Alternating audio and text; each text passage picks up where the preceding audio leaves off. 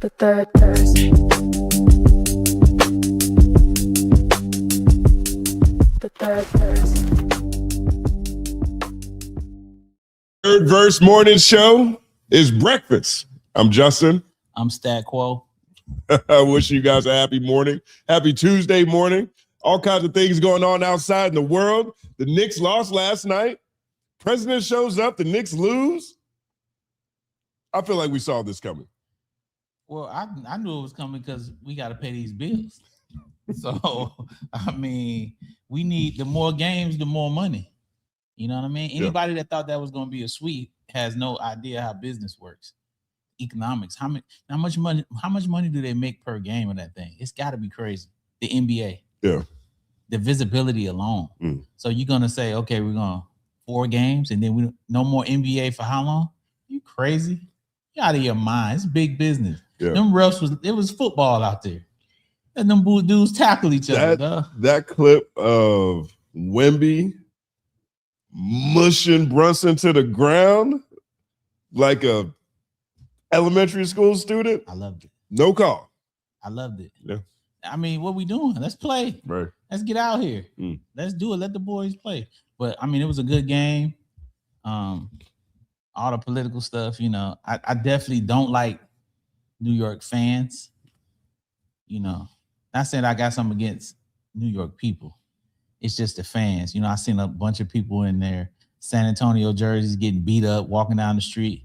I don't think it was smart of them wearing their jersey, but people should be able to dress how they want to dress without being attacked in the middle of the street. What was the story behind that? Was that really what took place? I mean, all I saw is people. I saw an older gentleman, older than me. Yeah. He had to be 60, 50. Definitely was not in his 40s or 30s. Okay. This is an older man. Because what he was saying, come on, sucker. They had him in the, come on, sucker. They were surrounding him. It was like they was pulling on his jersey. And he's swinging. Come on, sucker. Get me. Come on, get back, Jack. Get back. That's how you knew he was old. You know what I'm saying? Because black don't crack. So he was a young, but his language. That man said, "Come on, sucker." You know when you hear a dude say, "Come on, sucker," he old. You know what I'm saying? Right. Come on, Jack. Right. Can't gonna get me now. Y'all would see him. Older dude. They was pulling on his jersey, man. I think he had a little Tim Duncan jersey on, man. That's funny. And and then there was a younger dude. I think he was trying to troll. Man, they ripped that shirt off that boy, man. That's what I mean. I'm not saying he wasn't. Yeah, I'm just that's saying. What I'm saying.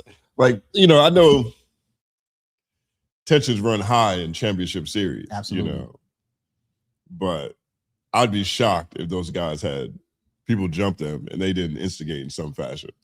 I'd be shocked. You know what's fascinating to me, and I kind of alluded to it earlier, but it's fascinating how people really don't understand business.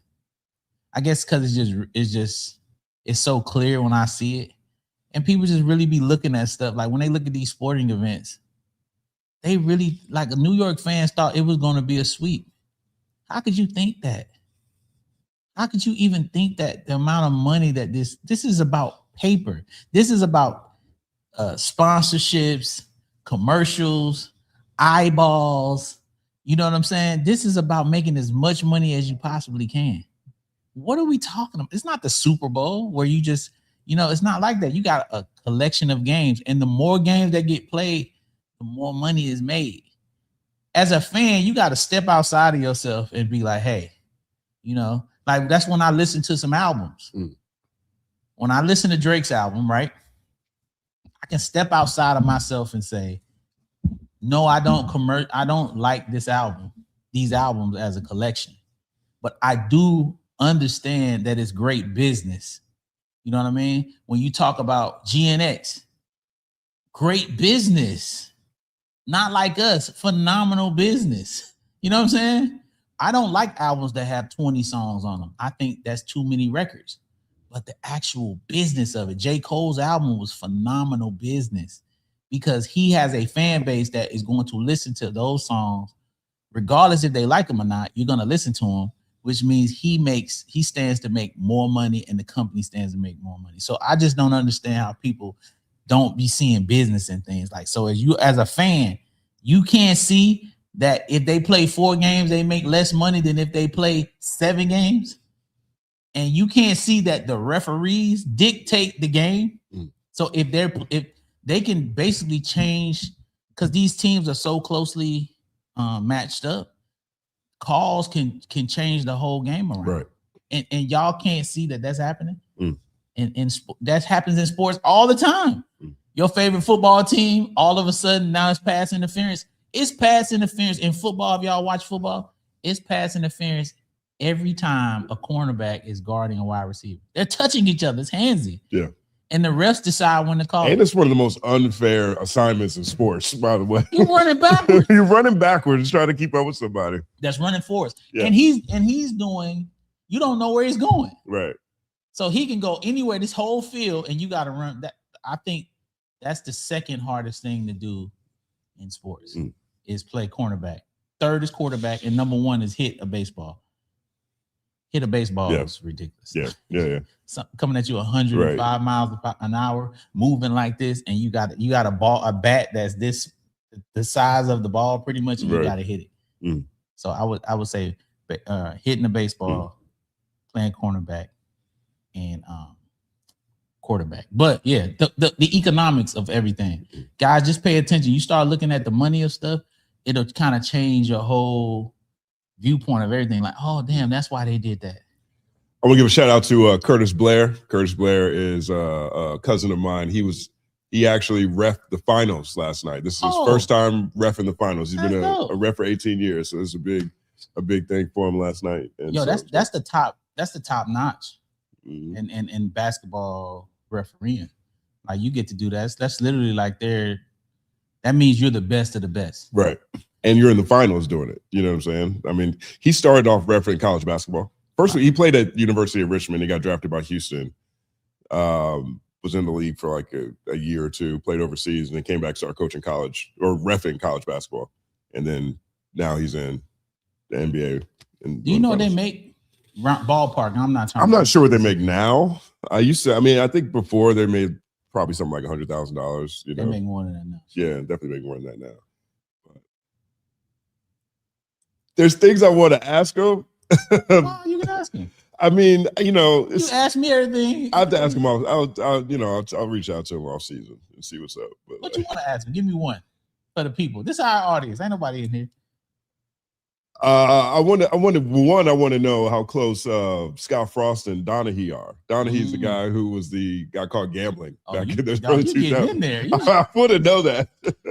So Donaghy is the dude that got caught gambling. Right. Dude, Justin going right to the 60-minute shit. That's what I want to know. You can ruin his career, bro. I want to know that. I want to know if magnet balls are a real thing.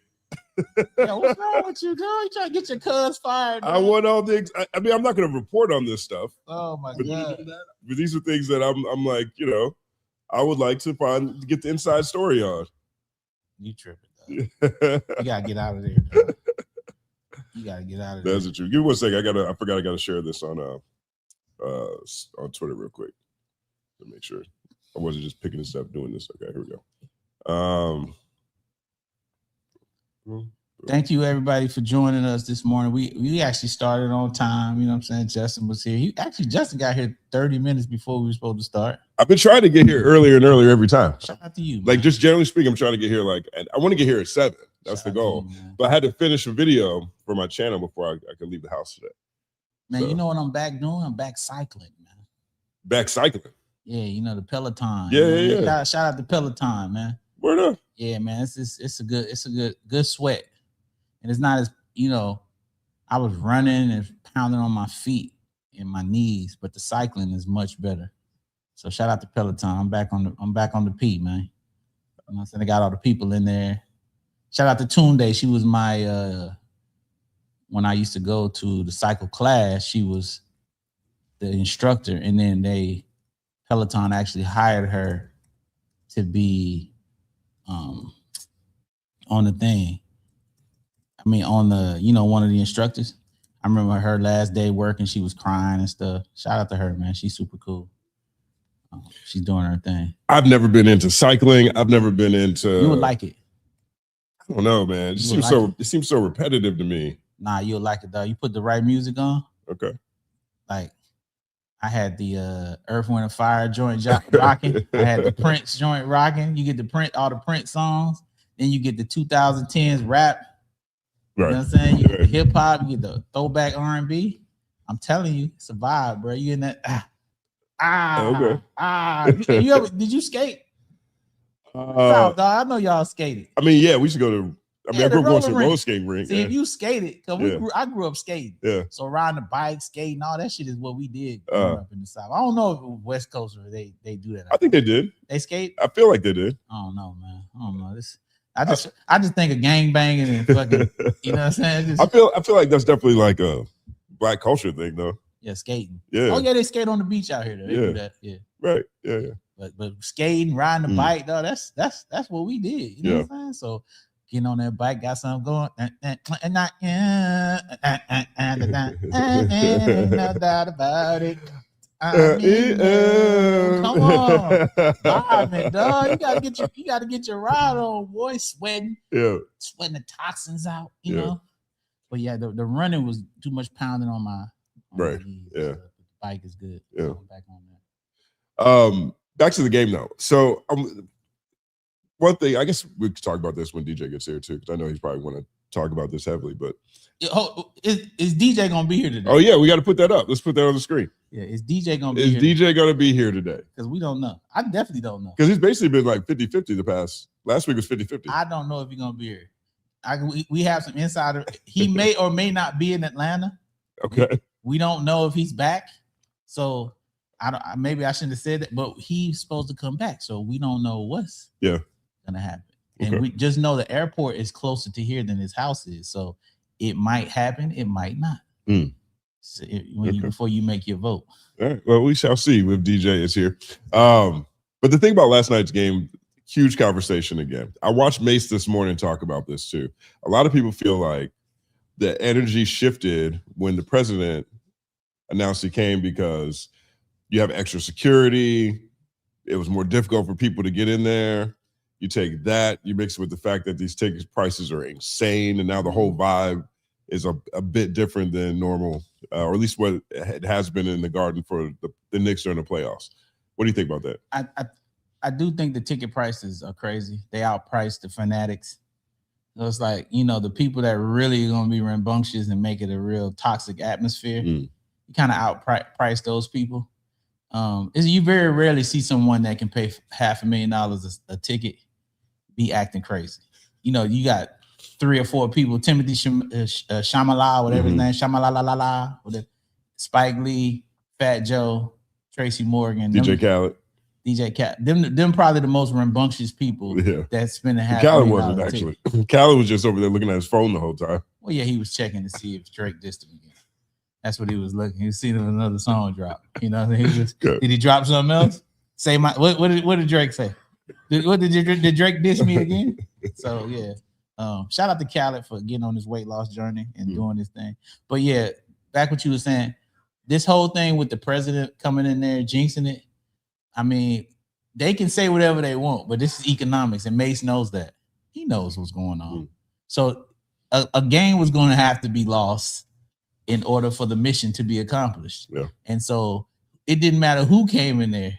If J. Edgar Hoover came back alive, if Bob Marley, Michael Jackson, the Knicks were going to lose 1 or 2 of these games so that we can extend this series so that the NBA can profit off it as much as they can. So I hear people and they want to blame it on something, blame it on the rain. Hey, look, it's fine with me. Say what you will. They booed the dog mess out of dude. It wasn't no getting around that. What up, Don? It wasn't no getting around that. He got booed last night. Sometimes they be like, no, they love me. Okay, what up, Don? Good to see you, man. Come this way. It wasn't no getting around that last night. Yeah. You good. He got booed. They booed the Raptors out of. This is my thing. I want to do he just be sitting around thinking, yeah, I'm going to the game. They ain't gonna love me tonight. Do you think he thinks that? I think he is. I think he's delusional. I think he's delusional. Really? I think he has dementia. I think he is senile. I think he's old. They got to love me tonight. I think he just has people around him telling him whatever he needs to hear. You can't be that tone deaf to what's going on. You got to know people don't like you at this point. think he just thinks that it's all fake news. You can't. There's never been a president that in the history of presidents that get into their term, if you look back on all of them in the history that we liked, we start hating them around the third, fourth year anyway. And this one is early because, well, this is the second time. Exactly. You so know what I'm saying, this is second time, and he was already not liked from the jump. You know what I mean? So it's just like, I just feel like you should go where you celebrate it. This ain't you going to an NBA game? You know what I'm gonna do? I'm Donald Trump. I'm going to the NBA game. They finna love me in here. Yeah. Now, had he went to Kid Rock concert, it's places he can go and get the applause he want. He can't come on Coach United and get no love. He can't get third verse, go shit on him. You know what I thought about when I seen him up there? What'd you think? I said, would Justin interview Donald Trump? And if Donald Trump said, Justin, I want to do an interview, what would you do?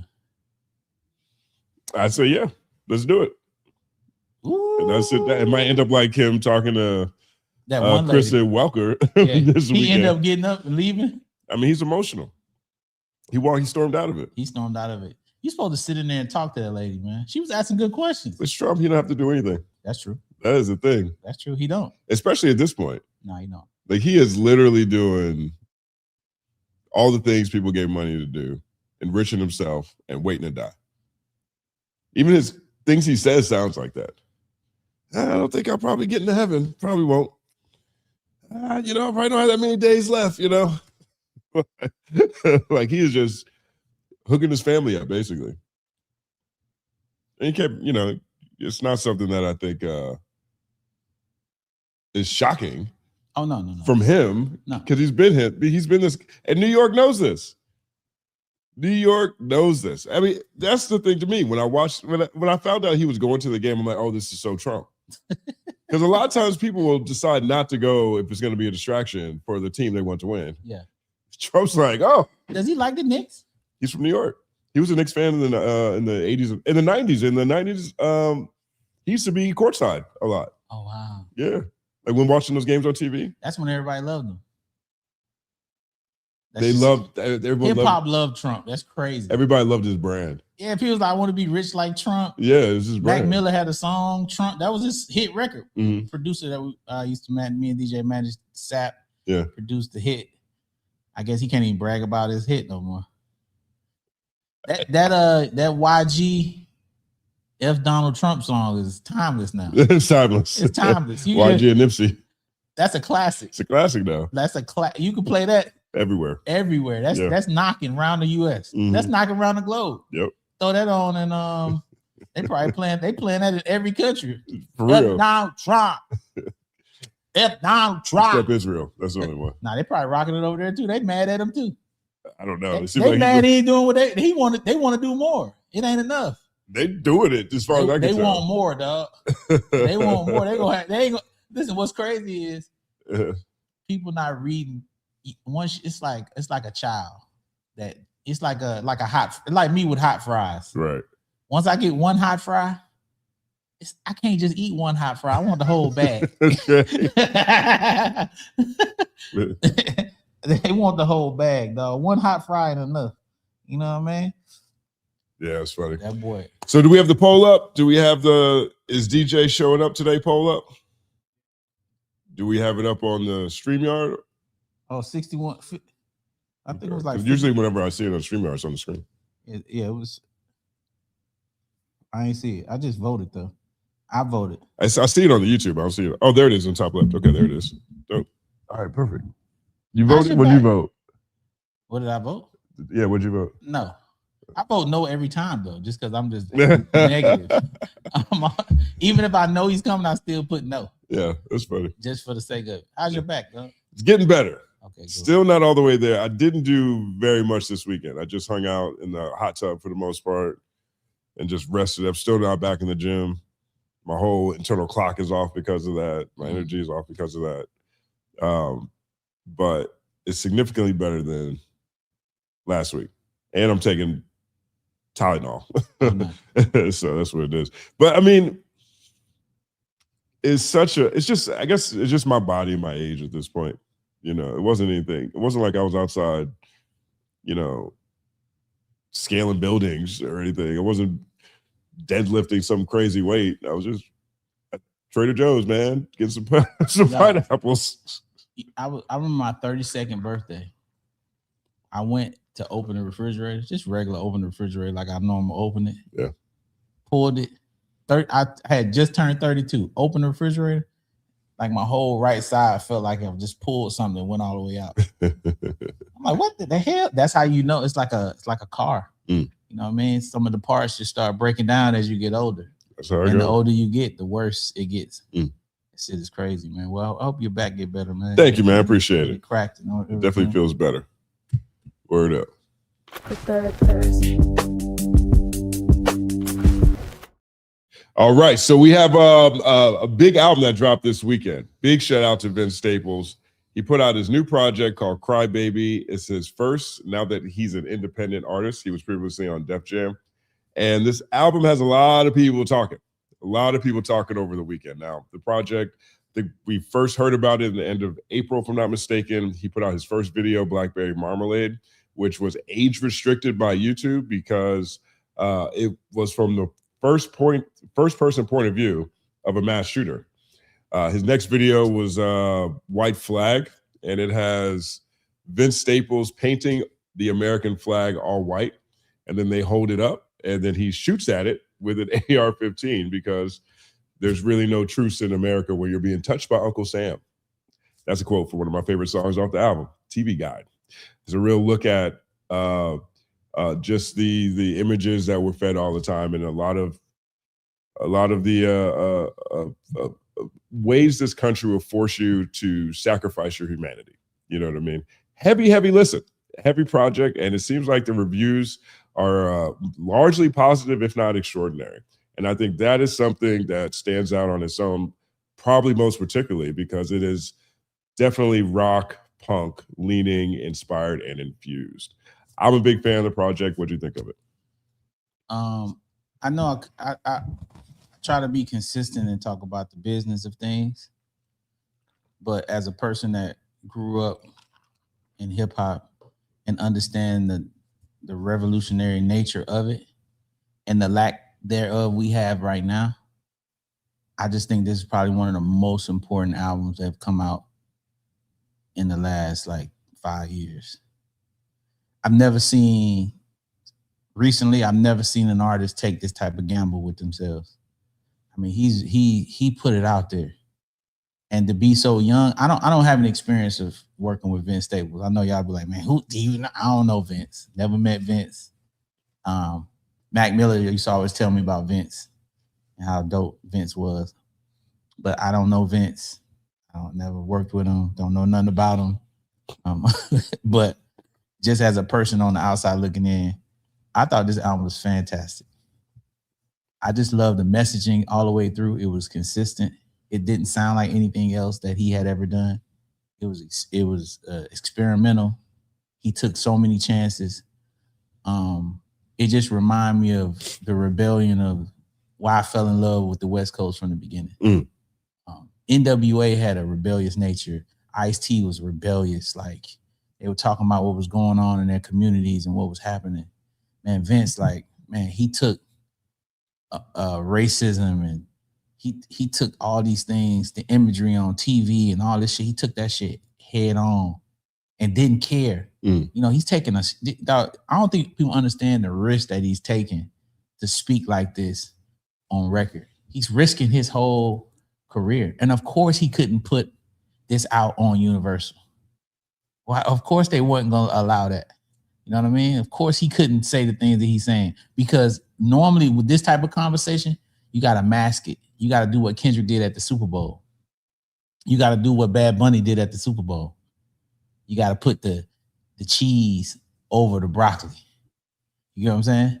This dude ain't putting no cheese on the broccoli. This straight broccoli, this straight vegetables, this straight nourishment, it's in your face, it's direct, it's telling you exactly what it is. And I am proud of him as a Black man. I'm extraordinarily impressed.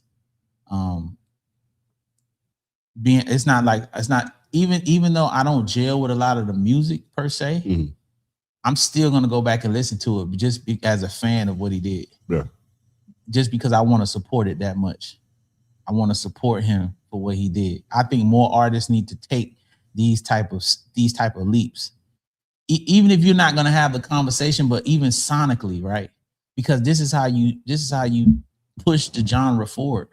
It's not enough sonic experimentation going on in rap. It's a dude named Phoenix Feeling from the Shoreline Mafia. Yeah.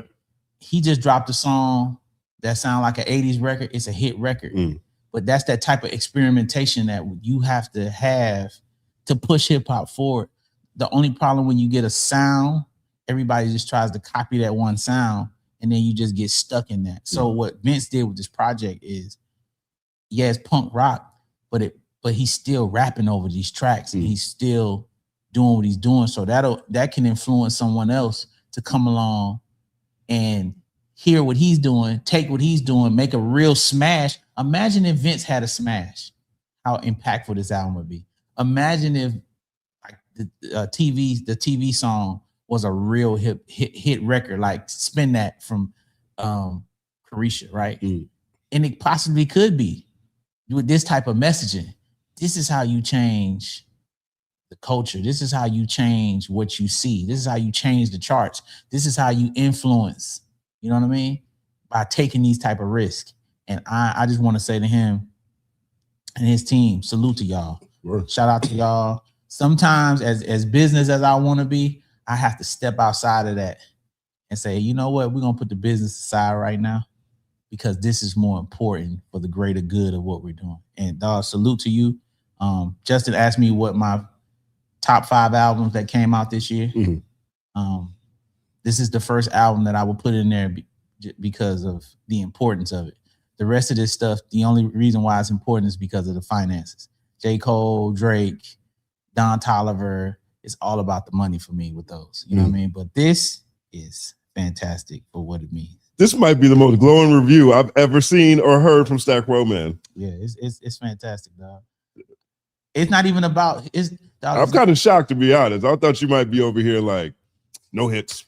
No, it's no hits, but it's still it's no hits, but it's more right. It's more important. Word up. I love it's more it's like he tried.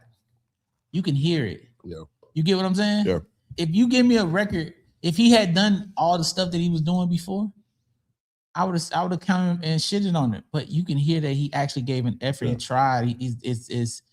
He tried to make something transformative, something like revolutionary. It was intention behind the music. Yeah.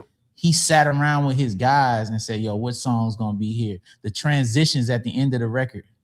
You know, he really got into it. The only thing that he didn't do, and this is the only criticism that I had, is in this genre, there are people that make that type of music, but they make it globally to where it becomes massive records. Yeah. So maybe he didn't have the budgeting to bring those people in to assist him.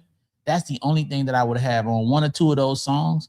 Had he made, like, for instance, when This Is America, that was a hit. Had he made something of that magnitude on this project, this will be talked about everywhere because it's so important. I think Scarface said it. With everything that's going on right now in politics and everything that's happening in the world, why aren't our artists talking about that? Everybody's still partying, and you know, Kendrick said, I want to watch the party die. Like, we ushering in that conversation. Let's have these conversations on records. We need our artists to convey that. Yeah. You know what I'm saying? And we need the ones that make hits to do that, because that's what brings everyone. The hit record bring the secular audience into it, to where even when you having a good time, revolution is still on your mind. Yeah. I mean, I think this album, I'm a big fan of a group called Co-Defendants. That's Fat Mike, Cheshki, Sam King, and DOC. He raps in there. It's a punk group. They put out a project called This Is Crime Wave a few years back. This reminds me of that. This project also reminds me a lot of American Idiot by Green Day. And so that was, had to come out. When did that come out? 2006, maybe something like that, which was a damning critique of mid 2000s America at that same time. You're right. I mean, he's independent this time, so yeah, I can imagine the budget might not be there for that kind of thing. But I agree with you about how risky this is, and I put a video up on my channel about this. Go take a look at it. There's two things. Like the first thing, because I had so many different thoughts when I was listening to this, but one, on that song TV Guide, it reminds me of that Chris Rock joke where Chris Rock was like, being black in America is like your uncle who pays for your college but molests you. You know what I'm saying? That's what Vince Staples talks about that. Or not the Chris Rock joke, but he's like, you know, to me, it was very sobering advice, but I understand where he's coming from. At the end of the third verse on TV Guide, he says, I'm gonna misquote him, but he says something like, that's what it's like when an Uncle Sam touches you. Right? So before he fucks you, you better fuck back. You better shake that ass, you better twerk that ass, you better fuck back. You better move that ass, you better groove that ass, you better fuck. Like, America gonna try to take it from you. Right? But think about the psychological mindset that you have to be in. Right? I think about that a lot. Like, at some point, I think that average person gets to the point where they're just sitting around saying, I just got to take advantage of the system for what it is. Absolutely. You know what I mean? I mean, you get to a point to where it's like you either with them or what? What you gonna do? Right. But I just wish so that you use the Green Day album as, for instance. Imagine had he sampled one of the popular records on there that was already a hit, and he flipped it. He put the messaging on it. Green Day probably would have let him use it, right? Because of what he's talking about. Yeah. And re-put that out and featured them on it. It would have been massive. Yeah. You get what I'm so then you have a bigger impact. You understand? You change it from being niche. You know, you change the whole thing. That's why when I said to you, would you sit down with Trump? And you say yes. It's important if you would have him on Culture United, because you asking him the questions that audience want to hear will grow Culture United to where it gets to that level. But if you don't bring people in to see it, then how can you impact them? Sure. So that's the only issue that I have with the project, that it does not have those records that will cross into those places. And I guess he was like, you know what? As an artist, probably tired of playing that game, because he's tired of hearing that every time he put a project out. I'm sure they tell him that. You know, being on a major, it's like, okay, so what's the hit? What's the single? Because that's the mindset. What's the record that's going to bring the attention? You know what I'm saying? Like, Kalani put a whole album out, but what we playing? Folded still. That's it. I don't know what's going on that project. It's a great project too. Ain't nobody listening to that. Everybody talking about them clothes being folded. All we care about is the single. You know what I'm saying? Maybe not here at the third verse or Culture United. You know, we get into the album, but the general public. What is the hit, bro? Right. What's the hit? So that's the problem here. That's the only bad thing, because my fear is how important this record is. In 2 weeks, it's like it will be like it never even came out, and that's sad. And I just think it's sad we lose in hip hop because of that. Because what he did and what he tried to do, he should be praised and rewarded for that, because. Oh, he risked himself. This conversation is crazy. Look, the video I just made, finished this morning actually, closes with, this is a risky thing to do in an increasingly authoritarian environment. Yes.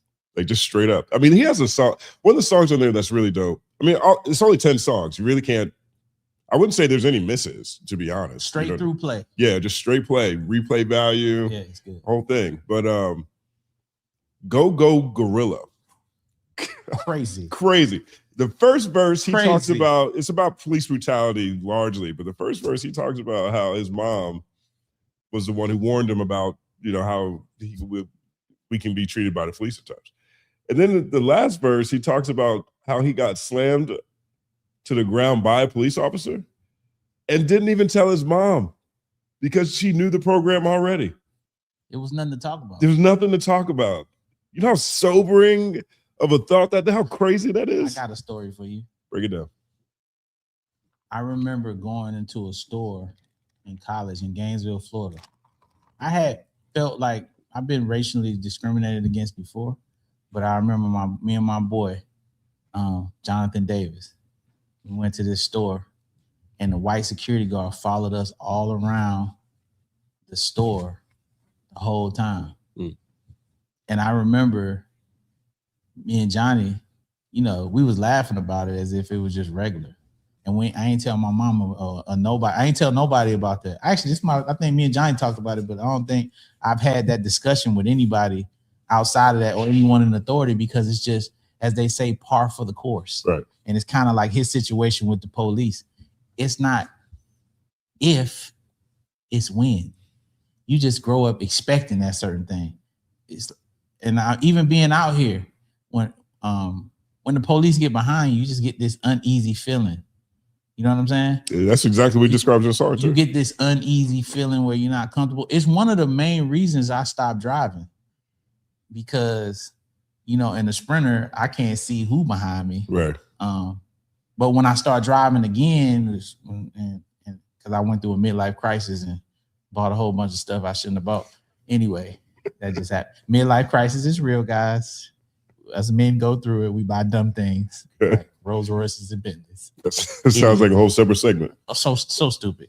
Anyway, but I decided to stop driving. One of the main reasons was because the fear of the police getting behind me. Grown man, I ain't doing nothing illegal. I ain't doing nothing wrong, nothing. But you get that anxiety that you feel, and that's terrible that it's like that. I just remember, I know, like being in Australia. If I was gonna live anywhere outside America, it would be in Australia. You feel none of that. All their race hate is for the Aborigines. But you being black, they don't give none of that. Right. They don't no racial discrimination. You go into a store, it's all cool. They just, hey mate, you know. Now if you come in there looking like you from the outback, yeah, they gonna treat you like shit. Right. But you just being a black dude in some fatigues and me just being an all black, pick it up, take it out, take it to your car. We know you're not gonna take it. None of that. Yeah. But here, America is not. You just get that feeling, and that song was a testament. That's why it touched me. Because when I read the title, I'm like, is he about to go in on Glorilla? I thought it was more about. I thought it was gonna be something in that regard. But I love the way he's attacking the systems and not the individuals. You know, it goes back to his conversation when he talked about the Kendrick and Drake battle, and they asked him who's winning, and he said Universal. I knew then he was going to be off Universal. Right. I knew then it was over. The minute he said that, I was like, oh, yep, they get him the fuck up out of there. Whatever bots he had going, no more bots for him. They got this. He gonna get silenced. That's crazy because you saying too much. And this album is definitely him saying too much. I would employ and please anybody in the chat, please go listen to this. Please go play it for people. This is what we need. This I always tell you about balance. Yeah, you gotta have balance. You can't just have the pendulum just being here. It gotta be here. And even if you're not into punk rock or what he's trying to do, please just listen to what he's saying. Hear what he's saying, and then just open your eyes to what you're living through and what you have lived through. This ain't just for black folk. This is just as important for all our different communities to hear this, because we are all here living together and we are all victims of the same system. There's nobody that's not been victimized here. Word up. Vince Staples' Crybaby out now. 10 tracks of fire and 10 tracks of things you need to listen to. The third Thursday. I keep thinking about this Vince Staples album in conjunction with the World Cup. Now, I'm not really that big into soccer, but everything I see about this World Cup is crazy. Like, you have soccer teams from other countries who aren't allowed to stay in America. Really? Like Iran is not allowed to stay in America. They have to stay in Tijuana. And so they have to fly into Tijuana, go through security, fly to America for their game, and then fly back. Wow. Yeah, it's like South Africa, a bunch of African countries. There was one of the refs, can't remember which country he's from. I think it's a North African country. He was voted African Ref Judge of the Year. Mm-hmm. He couldn't get into America. They booked him to ref the World Cup. He couldn't get into America because of our laws and where we are right now, which is insane. That's crazy. I didn't even know that was going on. Yeah. I seen Speed. Shout out to Speed. You know, shout out my boy John Ingram, who works with Speed. But shout out to that song he did for the World Cup. You know, Speed's doing his thing, but I didn't know that was going on. I mean, it makes sense based on, like, you know, we're in the middle of a conflict or whatever, but still. And we're also like, we have concentration camps. Well, I'm just saying, if you're gonna have a games, and you know these countries are participating, that should actually be. I mean, so people from Iran can't come to America right now. Is that what's going on? I don't know. I don't know what's happening. I mean, well, just generally speaking, Trump has limited pretty much all immigration just from white countries. So if you're not from a white country, it's hard for you to get asylum to come here right now. So that's one thing. That's an even funny statement. There's no such thing as a white country. You know, I'm gonna give y'all a little history lesson about human beings. If y'all didn't know, this is not me making something up. This is all facts. Okay. I know when y'all look at a map and this shows Africa there and it looks very small. Africa is actually a very big continent. This is a fact. 2 black people can make a white person. 2 white people cannot make a black person. That tells you that the color starts with the darker melanin. People migrated to these other places. So when we all were the same color at one point. The temperature and the weather changed that. So when you say white country, there ain't no white country because they all black. Y'all have been led to believe something else, but that's not what it is. We're everybody's a melanated people. Some people have less melanin in them, but you all, even your friend that's lily white, that his descendants look like me and Justin. You know what I'm saying? This is what y'all niggas look like from the beginning. Then y'all, some of y'all left and migrated, and then, you know, it changed. This is a fact. This is something that if y'all think I'm not making it up, I'm not saying that something that's not true. This is what it is, you know. So I know y'all grew up and you saw. I grew up with the Jesus on the wall. He looked like Mel Gibson. He looked like Aaron. You know what I'm saying? When Aaron had longer hair. Yeah, shout out to Aaron. Word up. But then you go to the Middle East and you see that nobody over there looks like Aaron. They all look like, you know what I'm saying? They look tan and darker, you know what I mean? That tells you that you've been manipulated. Surprise! So, Justin is definitely aware, but he said the white countries. I just want to just be like, there ain't none.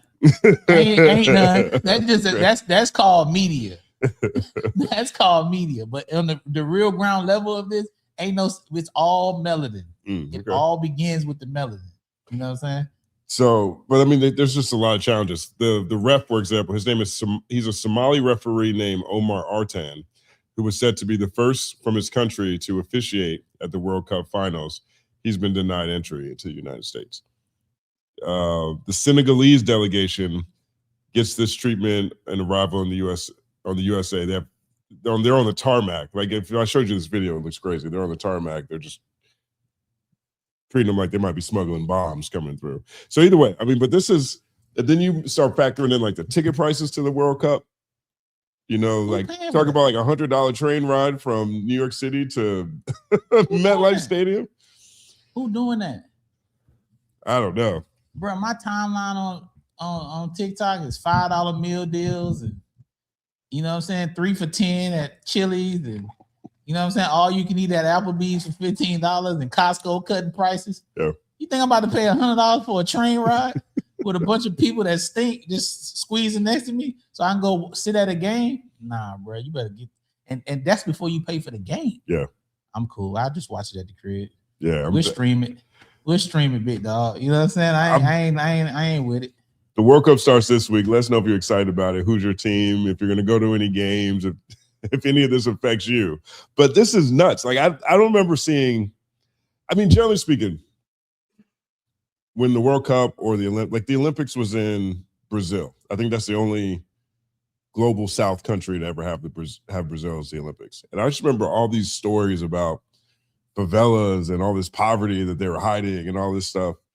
You know, I know America's got a little crazy to the rest of the world right now. like I couldn't even see myself wanting to come to the United States to go to the World Cup. Well, I can't even see it. I'm gonna say this. I can see myself wanting to come here because I've been to all the other countries, and this is number one. Okay. I'm just being honest. Okay. Because it's the best. Mm-hmm. For me, I mean, because I'm used to it here. Probably. Yeah, it's the best for me because I know where everything is, all my accommodations. I know where to go, where not to go. I know where it's nice, where it's not nice. Yeah. So for me, it's the best for me. Some of my, Asian brothers will tell me, China is incredible. You got to go to China. It's high tech. And I don't know that. Some people from India, oh, no, you got to go to, shout out to them. Mm. But for me, America's the best. Now, the politics and all that other stuff, hey, I'm gonna go ahead and let y'all have it. I'm just talking about the life that I have set up here is amazing for me. You get what I'm saying? But so when you say I don't see why somebody would want to come here, I see why they would come here because I know the life that I have set up for myself, and I love my life. I enjoy my life. So if they was able to come kick it with me, they probably would like America. Like, yo, you know what? We did the third verse on Tuesday, the third verse on Thursday. We rode around with Stat listening to music, went to the studio. Hey man, we had a good time. That was crazy, man. Stat was we watched the game. Yeah. It was comfortable. It was great. We went to a nice restaurant. We went to Mastro's. We went to Javier's. We had some chips, some salsa. You know what I'm saying? Yeah, they would love America if they rocking with me. Now, it depends on who they coming over here with. Now, they come rock with you. You're going to have them at a homeless shelter, help feeding the homeless. You're going to have they come on a Friday. Yeah, you're going to have them at a protest. They're going to be singing We Shall Overcome. I wouldn't subject them to a protest. No, you probably would. They need to see it. No. I wouldn't want to put them in danger. I'm just saying they're not going to eat Jolly Bees. I would put them in danger. They're going to eat Jolly Bees, though. They definitely going to get some Jolly Bees. Steve out to Steve Rifkin, the most uncomfortable man in Jolly Bees. Unless they're from Asia, which has Jolly Bees. Yeah, they do have. They do have Jolly Bees. I'm just saying. Steve Rifkin was so uncomfortable at Jolly Bees. He looked scared. He was scared, legitimately scared. He looked like he hadn't been around just regular general society in a very long time. I didn't know it was like that. He was like, what's going on? So what are we doing in here? So we had Steve Rifkin here. Big shout out to Steve Rifkin, one of the most important executives in music history and hip hop history. He came here for a conversation, great conversation. We leave and we go downstairs. We're about to go to Jolly Bees to get something to eat. The security guard opens the door for us. Stat starts to walk in. And Steve Rifkin goes, whoa, what the fuck is this? What the fuck is this? What the fuck is this? What the fuck is this? You got my car? Like the Jolly Bees is across the street from a Uniqlo. There's a really nice Starbucks. You know what I'm saying? There's a luxury penthouse building. What the fuck is this? So it's still on the good side of downtown. You still have the Intercontinental Hotel. You still have Staples Center over here and Target. What the fuck is this? It was crazy. He was scared. Got him that car quick. So fast. Got him that car quick. But shout out to him for for pulling up. For pulling up, man. I love that dude, man. Shout out to him. But yeah, that's how you would have somebody that comes over here. You have them scared. You know what I mean? You're scared. You have them at the spots. You know what I mean? I'm gonna have them at everything bougie. I mean, shout out to my best friend Sean from college, man. So Sean, this is a New York story. So when I first moved to New York, for the first 6 months, I lived in Coney Island with my grandmother. And then I got my own place in Sunset Park, which is about 20 minutes on the train away. Sean comes to visit me for the first time. And I'm in Sunset Park, but all my weed connects were in Coney Island. And my family lives in Coney Island below Stillwell, which is, at that point in time, it was basically 20 blocks worth of projects. It was like you have this one train that gets into downtown, or gets into Coney Island. Everything above it is basically Trump's dad's properties. Then there's the music park where the train is, and everything below it is just basically project buildings until you get to Seagate, which is a gated community at the end of the peninsula. So me and Sean's like, oh, okay, yeah, let's go get some weed. I'm like, okay, bet, let's go get some. We should go take a quick train ride over here to Coney Island and pick it up. He was like, all right, cool. Yeah, that's what's up. That's cool. You know what I'm saying? He just trying to happy to be in New York, trying to see something new. We get off the train. We start walking south. We're just having a good conversation. Everything is straight. Then we get to my cousin's building. He looks at me like, you brought me to the projects, man. You brought me to the projects, man. Like his whole demeanor changed. So yeah, I might actually, You definitely would do that. But there's people need to see culture. Everything just because it's different don't mean it's violent. Man, people want to see wealth, opulence. You know what I'm saying? But I feel you. Some people want to see.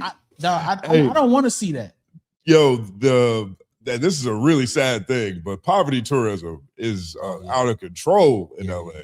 Like people would go to Skid Row just to go see, some of the worst things that you can imagine. So I don't engage in that. I remember I had set up this thing where I would go down there when I had my situation with the feds. I wanted to show that I was a good person. So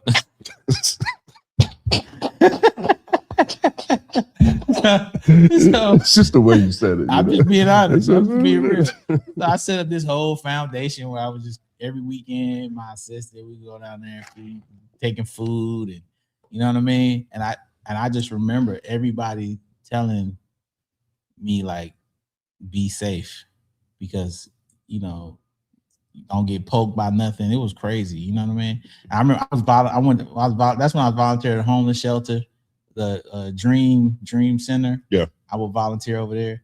Then on the holidays, I grew up when I was a kid. So this foundation called Hosea Williams Foundation. Every Thanksgiving, every Christmas, my mom would take me, we would hand out food. So I kind of was on that for a long time here in LA doing that. I have fallen off of that actually now because of some of the things that go on with the politics here. I've lost some faith in the political umbrella and it not actually reaching the people, and some of the people's hands being in the budget, and it has soured me on wanting to even participate. But beforehand, when I first was coming out here, and when I definitely thought I was in some kind of trouble, I definitely was over here like, I'm really a good citizen. I'm a good citizen. I'm a great man. I help people. I do stuff for people other than myself. That's great. That's what I was on. But yeah, that you'll it's very dangerous going out there in them situations. Somebody could just poke you with a needle. Yeah. Literally. And what I learned too is a lot of the people it's not that of course addiction plays a part, but it's a lot of mental and psychological issues happening with some people. You know what I mean? You're dealing with a lot of people that have been broken in certain situations. Life just broke them. And it's hard. It's hard. Life is hard. Yeah, and you're absolutely right. It's a mixed bag of population of people. You know what I mean? There are drug addicts. Absolutely, there are veterans who came back with PTSD. Absolutely, there are people who have different sort of mental challenges, mental illnesses that they're fighting every day. Absolutely, there are just people who are homeless, like just down on their luck, just a product of skyrocketing housing costs. They're a product of lost their job along with tens of thousands of other people, or hundreds of thousands of people who lost their jobs over the past year. And so, to try to describe the population as one thing isn't necessarily the best way to go about it, but I've never lived in a city that had a Skid Row before. And this is my first time really seeing it. New York, I haven't been to New York in a minute, so I'm not sure what it's like right now. But prior to COVID, or at least when I lived there, most of the homeless that I saw was on the subway, on the platform, or in the, tunnels or whatever. It wasn't like a whole designated section of the city that was meant to deal with the challenges of that. Because along with, it's not just people on the street. Like you have the missions are over there. You have a lot of doctors' offices over there. You have the needle exchanges are over there. You have just a number of resources for the homeless community in Los Angeles are in that area. Mm-hmm. But I've never actually lived someplace that's had an area for that. And growing up in the South, everybody just lived in the woods. Like for the most part, like most of the homeless people either in cars in certain places, or they would just be off in the woods and try to figure it out. Man, LA is, people don't understand. You see, it's one of the most expensive places on earth. New York is like that too. But here the weather is it's good, so you can actually live on the street. And you know,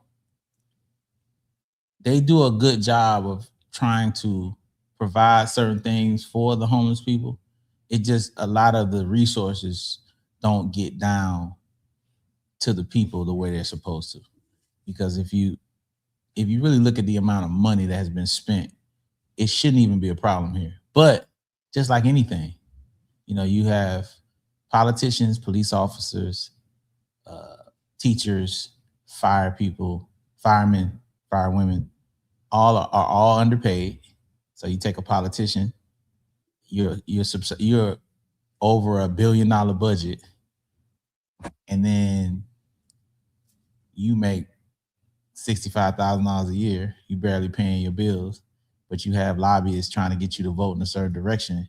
And if you vote in this direction, you're gonna get this money, or you're over this money that's supposed to go here, but you're able to manipulate it to where you can put money in your pocket because you're not getting paid what you're supposed to. Of course, you're gonna take it. It's like if I own a club and I hire the girl to work at the front and I pay her $10, but I'm charging $100 to get in, and it's cash. Of course, she's gonna take some money and put it in her pocket. I underpaid her, and that's the problem with politics. The politicians, the teachers, these people, everybody, these jobs that they're not making enough money, so they're cutting corners in other ways, and so you're not getting the best of the best. So that's what happens in politics around America. All these politicians are on the take because they all aren't making enough money. And there's only probably one or two of them that we can look back and say Bernie Sanders is probably one of them that has really not been taking the money when they're supposed to. Yeah. I mean, I don't know. I feel like I just watched Congress give themselves a raise because $89 an hour wasn't enough for them to be congressmen. Yeah. While they're voting to keep the minimum wage $7.50. Exactly. Like, you know, so I think that and honestly, I don't even think that our Congress people are working for the right people. You know, like if they, I don't think people in general, like, I don't think people should go work for the government so they can get wealthy. No, I understand. I understand what you're saying. You're not wrong. But the reality of it is responsibilities come for us all. So if I'm a congressperson and I have 2 kids and I want to put those kids in school, and I want this, and I'm paying for this and I'm paying for that, and I'm a civil servant for America, and I'm and I'm over these budgets that are enormous. You're talking about billions of dollars. And all I got to do is kick a little here, kick a little there. Dog, kicking is happening, Justin. For sure. You know what's going on. I mean, yeah, and in LA particularly, we have so much NIMBYism out here, which is crazy. What's NIMBYism? Not in my backyard. Ooh. Wow. Yeah. So Not in my backyard. That we have a housing shortage, wow. But nobody wants to build new housing in their city, in their neighborhood.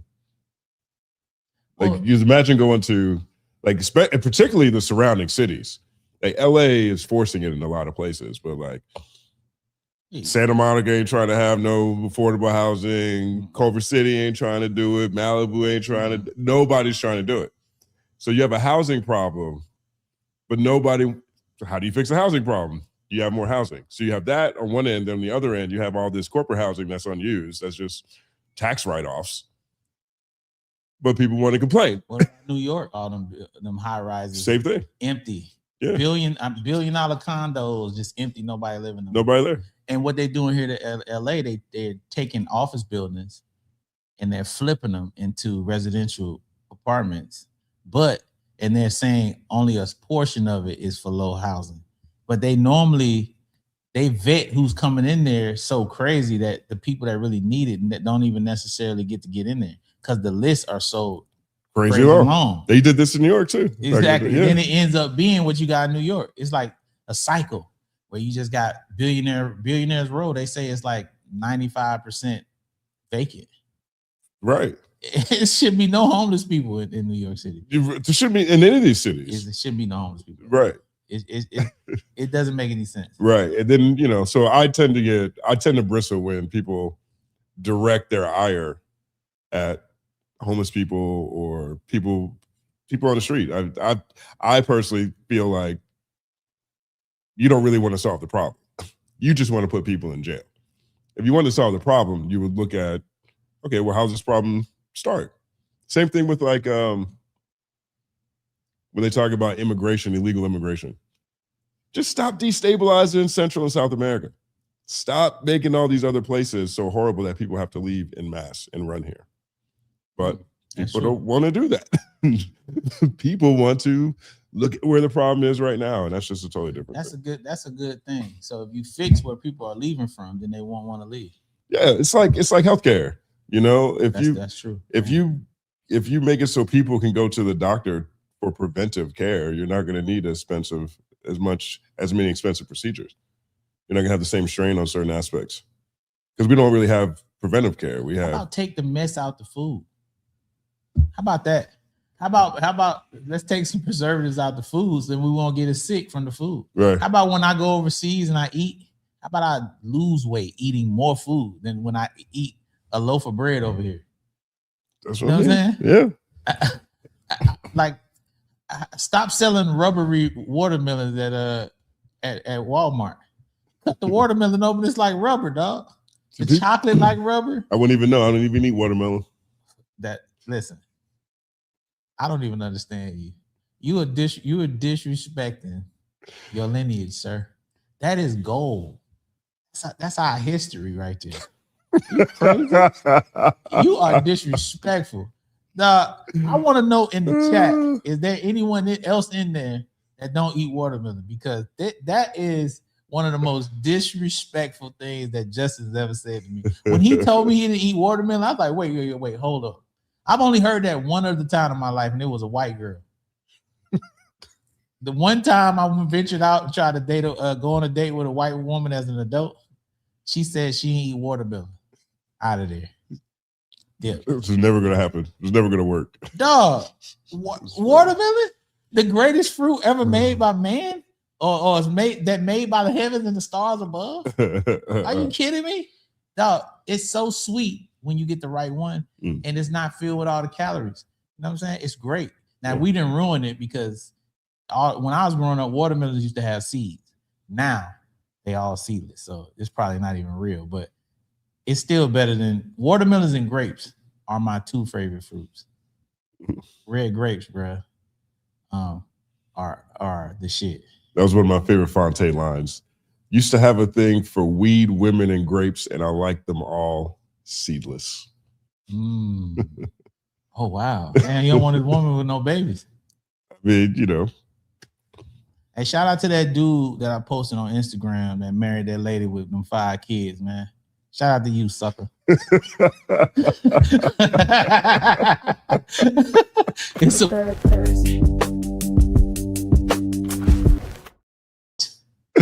Word up. All right, man. So we are now. Well, let me ask you this: have you softened on Drake's Iceman yet? Softened as far as what? Do you like it? You like the album more? Is it growing on you? No. Yeah. It's not a good album. None of them. None of those are good. And it's doing exactly what I knew it was doing. What it's gonna do. Slowly falling back to where it is.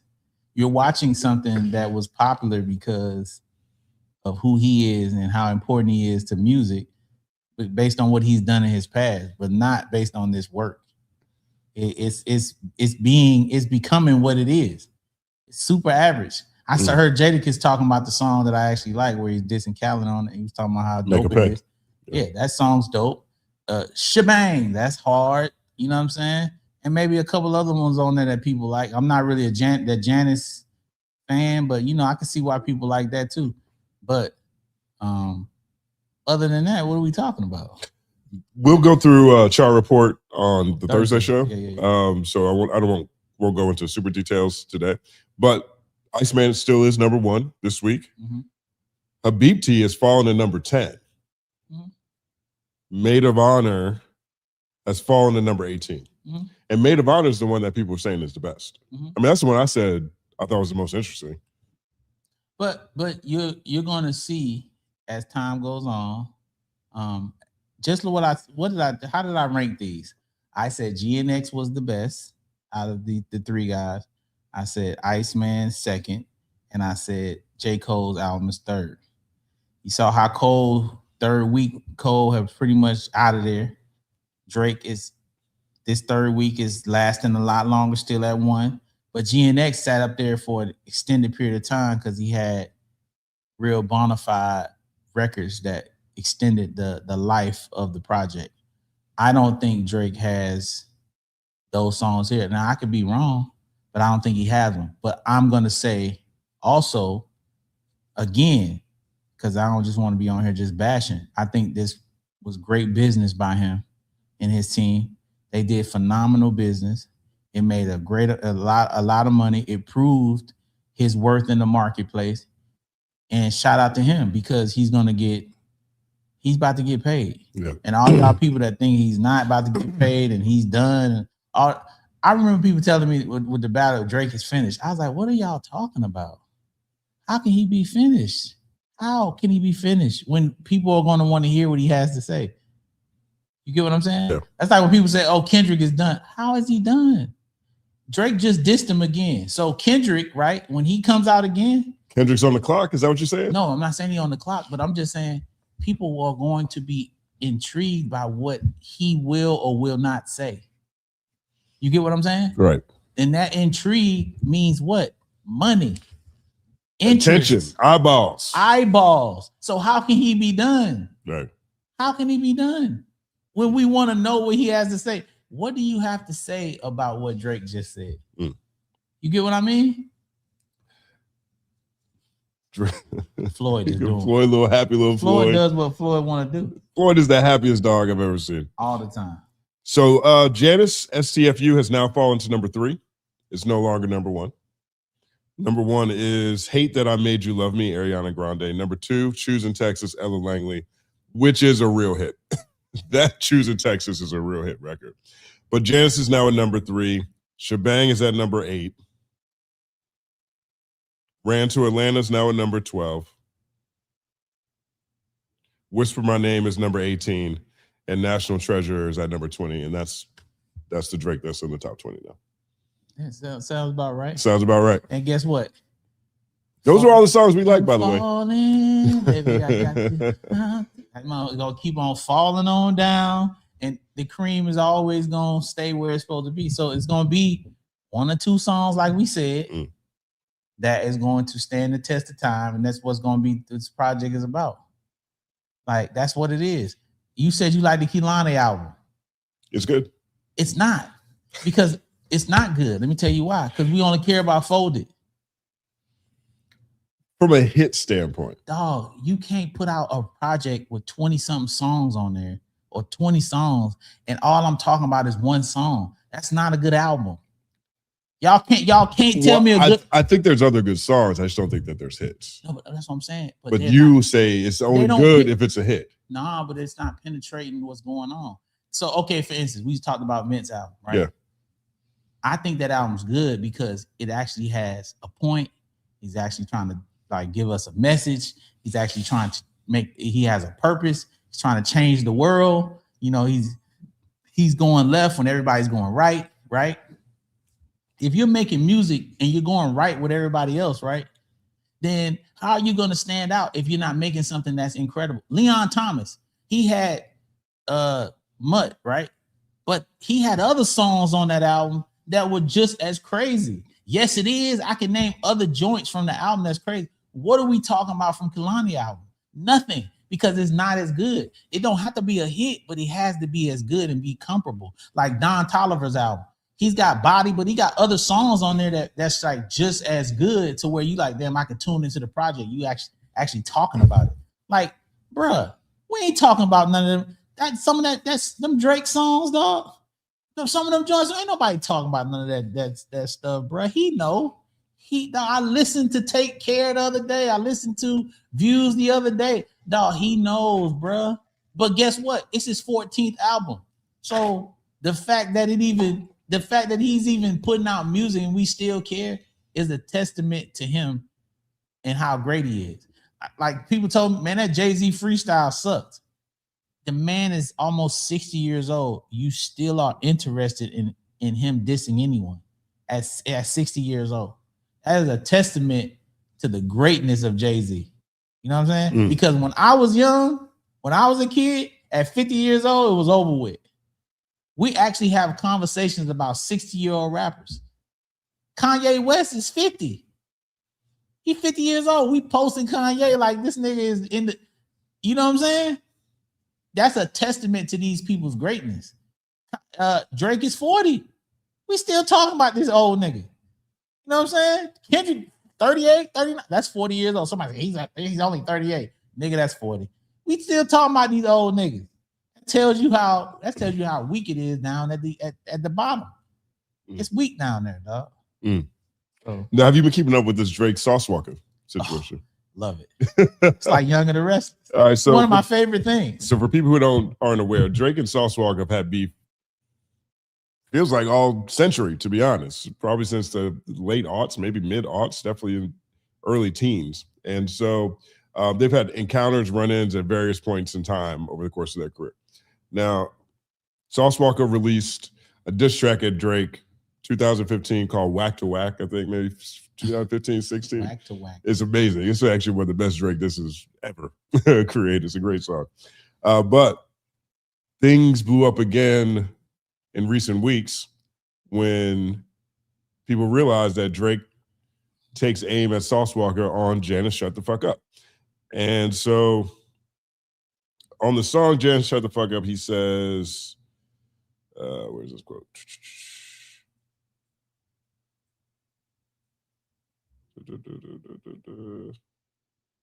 I just lost it, but there's a lot. He makes a Sauce Walker reference on there. And so since then, there was leaked audio from his baby mama, Sauce Walker's baby mama, showing Sauce Walker screaming on Drake. Okay, so we have a clip here. This should be a clip.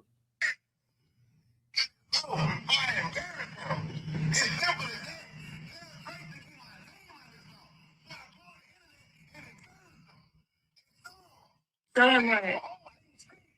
Show him right. So that was a clip that started this conversation up again. And then since then, Sauce Walker's baby mom has gone on No Jumper and talks about her relationship with Sauce Walker, why she got with him, and how she knows Drake as well. One of my least favorite things in, I guess you would call the zeitgeist, is the man or the woman that is dating someone in the limelight that turns around and goes on press runs about their relationship with the people they were dealing with. It's probably one of my least favorite things that's happening. So you get involved with Sauce Walker. He makes he doesn't hide who he is. He wears plaits in his hair. He's a very out there kind of person. You can listen to the songs, his conversation, who he is as a man, and then you are singing to us, the people, that we supposed to feel sorry for you based on you dealing with Sauce Walker. You know, what are we talking about? You go and have an interview for what? To tell us what? Then y'all create a child together. Oh, that's gonna be positive. That kid gonna be great, huh? That's gonna be cool. Y'all gonna be having great conversations at the dinner table. I mean, what are we doing here? You know what I'm saying? Like, not calling anybody out in particular, because people can do what they want. But if I Okay, let's use Selena Powell, that girl.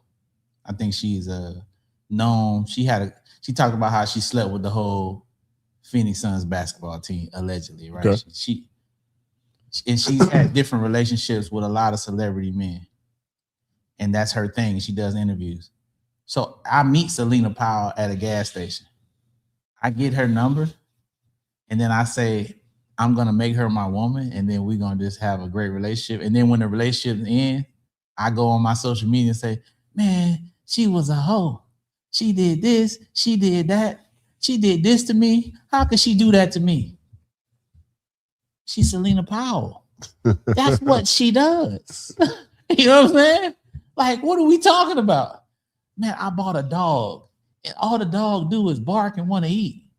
It's a dog. That's what they do.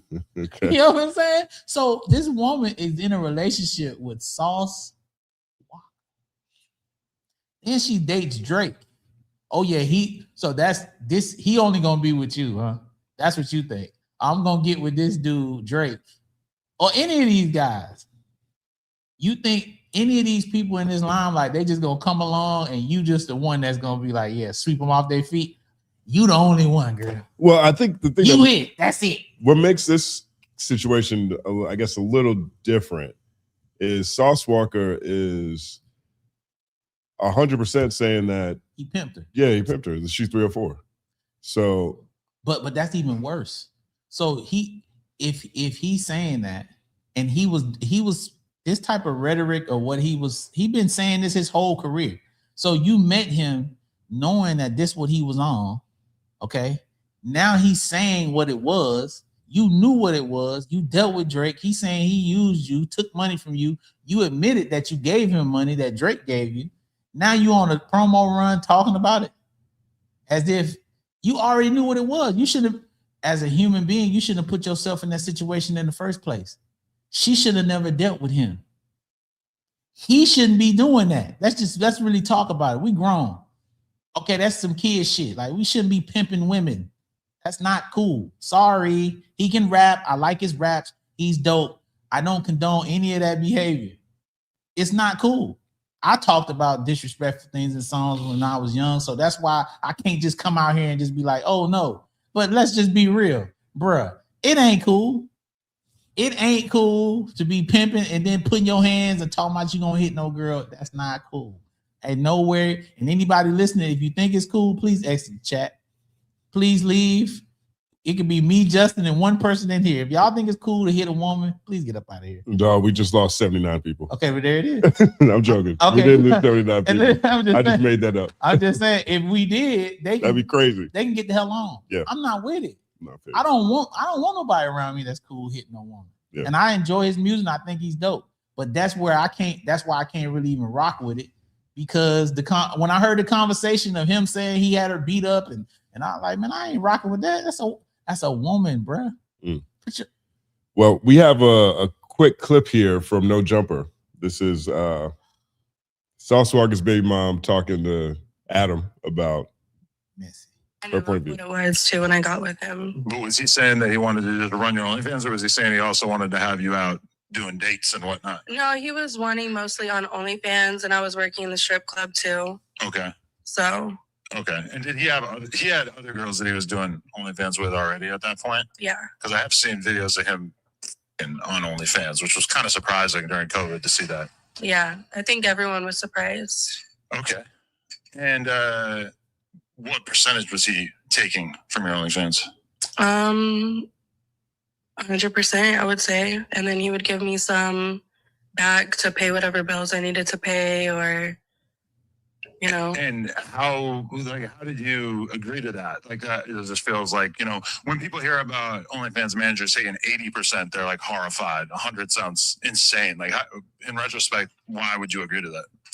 I was just young and dumb, and I was just like, if this is what I need to do right now, this is what I need to do right now, and see where it goes, ride the wave, you know? Okay. So that's her explaining their relationship. It's called that, ladies and gents, that's called pimping and panhandling, prostitution right there. That's what that's called. They just took it to the internet. You know what I mean? It was Craigslist. It was where you can go get the girl. That's OnlyFans. Whenever a man solicits a woman to do something, and she's using her body and selling it, and then he's taking 100% of the revenue, and then paying for the stuff to facilitate her life around, he's pimping her. She was a prostitute for him. She continued to take that prostitution into her relationship with Drake. You know, the money that Drake gave her and other women, he wastes that on anything. He doesn't even think about that. So it doesn't even matter to him. So to a lot of people, be like, man, how could he do that? But he don't even care or even think about it. So the money that Sauce Walka is running around here doing touchdown dances over, Drake doesn't care about it. He pisses that out. He don't give a damn about that. The more money you make at a certain level, it's a sinister thing that comes along with that. You know what I mean? It was the dude Neon, who's a streamer. I saw a clip. He was over in Monaco. He was on the yacht, you know, over there for the F1 races. And it was this billionaire that he was over there with. And it's a girl that he recognized. And so they start having a conversation. And she's like, yeah, I just, got to get back from my classes. And he's like, wait, how old are you? Because he's known her long, since she was a kid. Oh, I just turned 18. And the billionaire is way older than me. He flew her out there. And she got a boyfriend that the dude know. You see what I'm saying? Mm. The boyfriend is cool with her going over there. Mm. Pimping is happening all over this thing. You get what I'm saying? Nah, babe, go on over there. You good? Go get us that money. It's happening in real time because people have this disposable income at a certain level. They out here doing it. I'm gonna say this and I'm gonna let you talk. I got a homeboy that bought a boat. I don't put their business out there. I'm talking about like not no boat. I'm talking about like they bought this big ass yacht, shit like a mall, $500 million for the boat, dog. Because they don't want the staff on the boat. They bought another boat that travels behind the boat. You understand what I'm saying?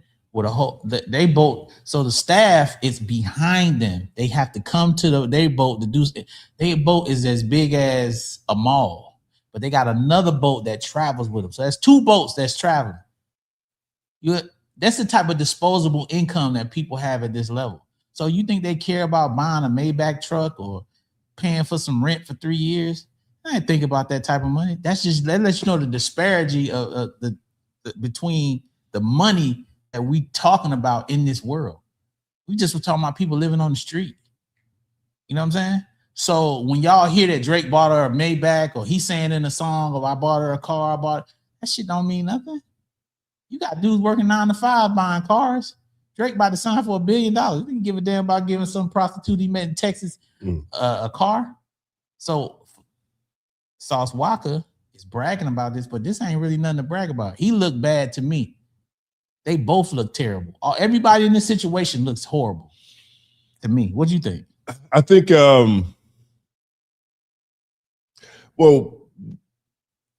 Sauce Walka says he got $1 million at least off of Drake. And that's per academics. And academics, their conversation, academics says he believes it, over a period of time, right? So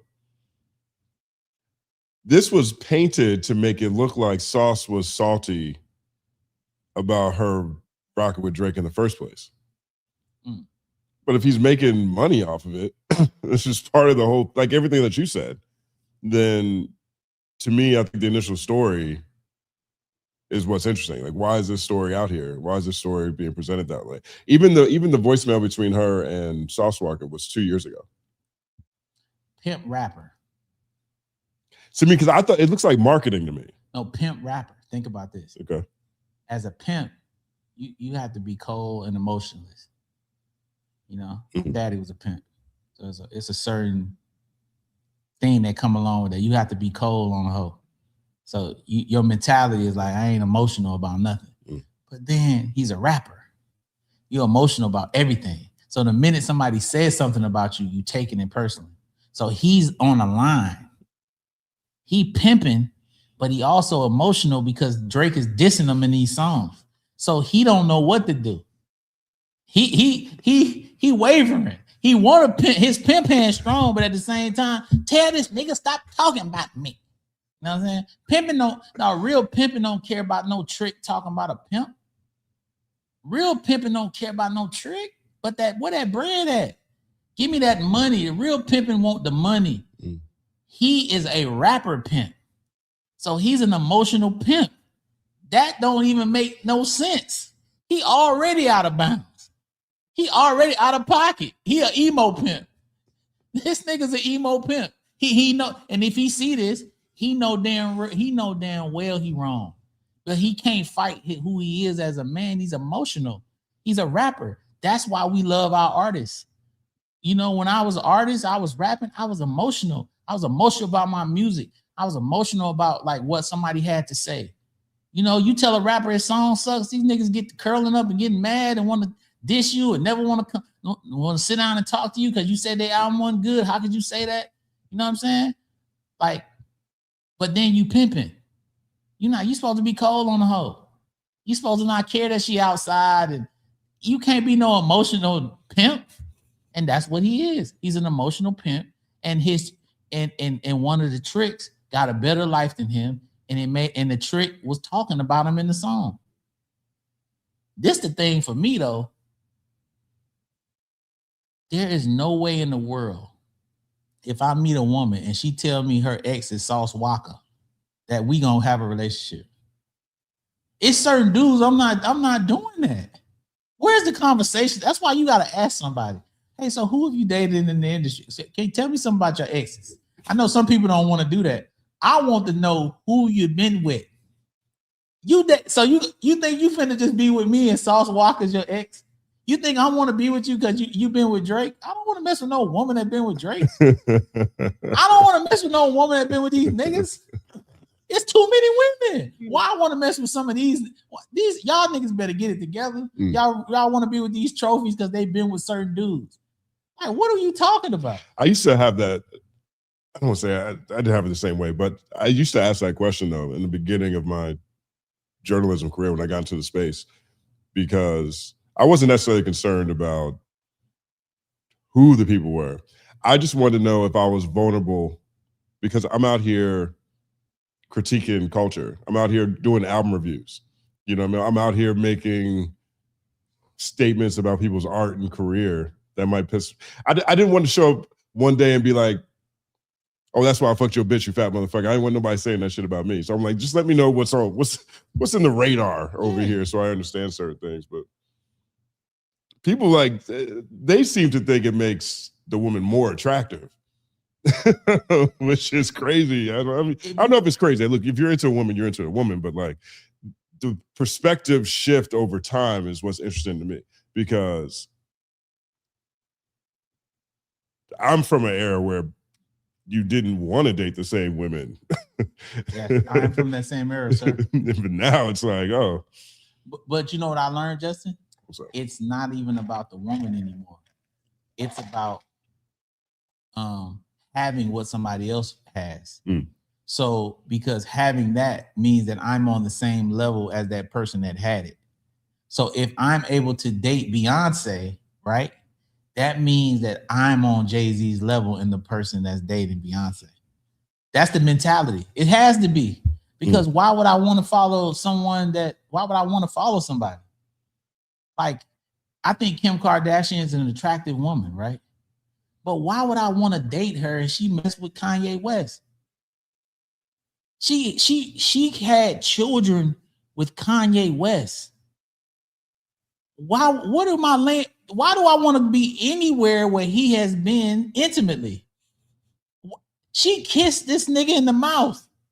They have documentation of Kim Kardashian kissing him. Why would I? Khloe's attractive. She dated Lamar Odom. He smokes crack. This is not something I'm making up. He is a crackhead. Why would I want to date Khloe? Because she married a crackhead. So the things that she saw in him, she see crack in me too. No, Oh my God. I'm not dating Khloe. Wow. It's a fact. Why would I date Courtney? She dated Scott Disick. He has some demons. Not to put his business out there. What are we doing here? What's happening? Who wants to follow these people? And then they tonguing you. This is the social media era. They have pictures of these women kissing them, holding their hands. So I'm somewhere scrolling. We sitting on the couch chilling. And then I just see a picture of your tongue down a nigga throat you dealt with 3 years ago. Absolutely not.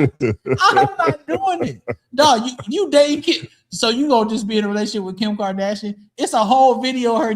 She slept with Ray J, bro. That's right. I guess like on a regular level, someone could take down or make private their old Facebook pictures, but nobody can get them things off Shade Room. There is a bro. They're gonna be on Shade Room forever. There's a movie of Kim talking about doing what she's doing with Ray J. It's a whole movie. What am I gonna do with that? But what?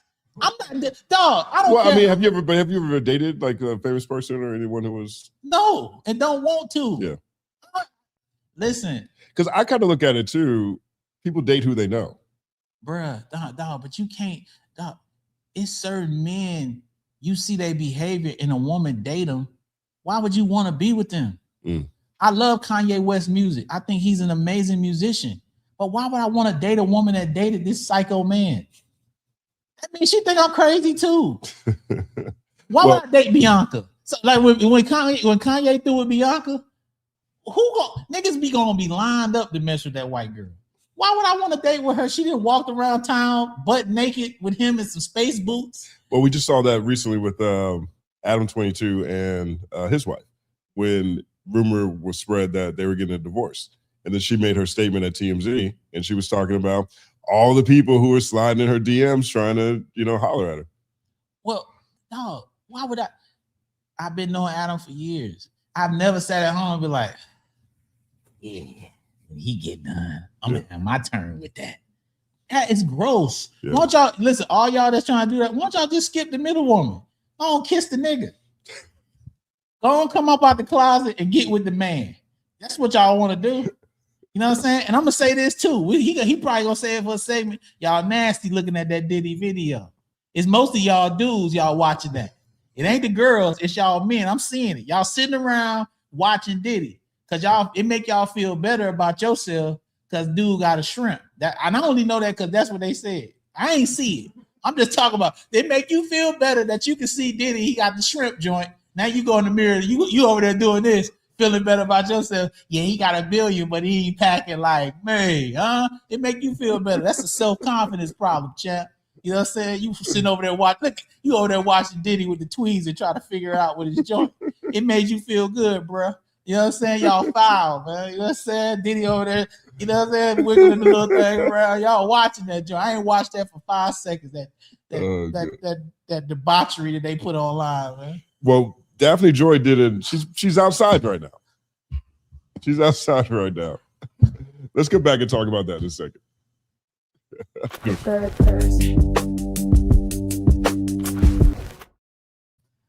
Okay, Justin is what he going to, I don't know where he going to the bathroom.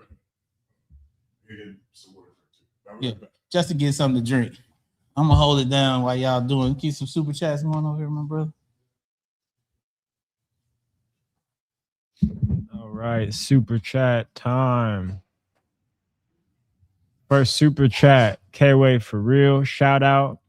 I counted 7 Spurs fans getting beat up by a swarm of Knicks fans on my threads this morning. They even ran up to the Spurs team bus. Like, why are y'all trying to attack 15 7-footers? Do you think that, and that's what I'm saying, this is why I say I hope the Knicks lose. Because it's not that I have a problem with any of the players, the organization, but some people just spoil it for everybody. You know, you go into the game, you want to enjoy the game. Like y'all over here fighting these folks, man. What's all that? That's just lame, man. Let these people enjoy this.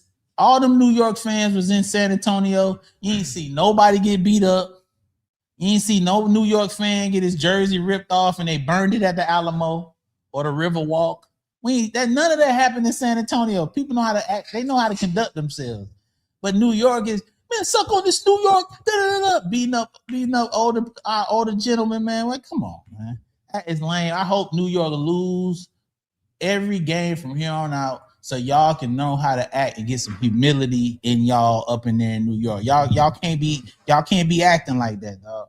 Because somebody wearing a jersey, you should not be beating them up. Because you wear your jersey whenever you want to wear yours. So that's that. And shout out to everybody. Check out K Wade, man.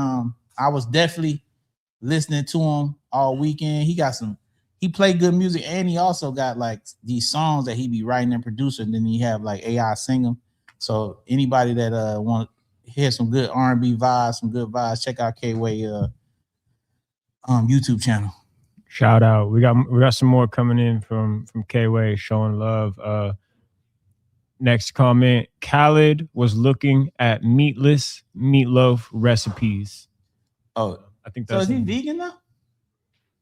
I'm not sure, but I believe what K-Way is saying. I believe that if Khaled's on his weight loss journey, meatless meatloaf. I mean, because nothing about that shape says meatless. Ain't nothing about he's still built like a sweet potato. It's loaves. Yeah, he still ain't he still, but you know, he's come a long ways, and shout out to him, but like he still got to get his shit together. You know what I mean? He definitely ain't where he want to be. But you know that losing weight is one of the hardest things to do, and keeping it off. I know, because this is something I struggle with. I go up and down. I'm Oprah Winfrey. Y'all gonna see it. I'm gonna go up, I'm gonna come down. I starve myself. I don't eat. It's very tough, and so this is just something that happens. This dude here with this Grimace got the grimace face. Grimace bad back. Okay, incredible.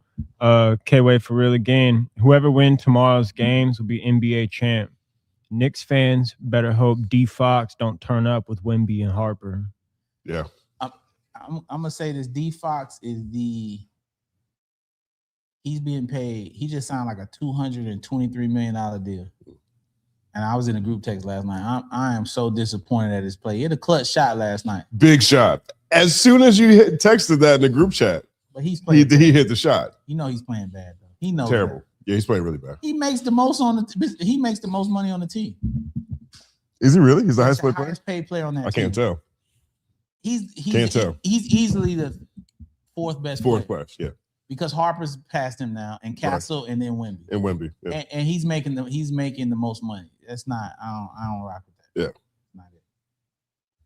K-Way for real. The idea of hip hop loving Trump after the Central Park 5 is one of the biggest problems that impacted the culture. I think so too, but I look at it as a different media environment.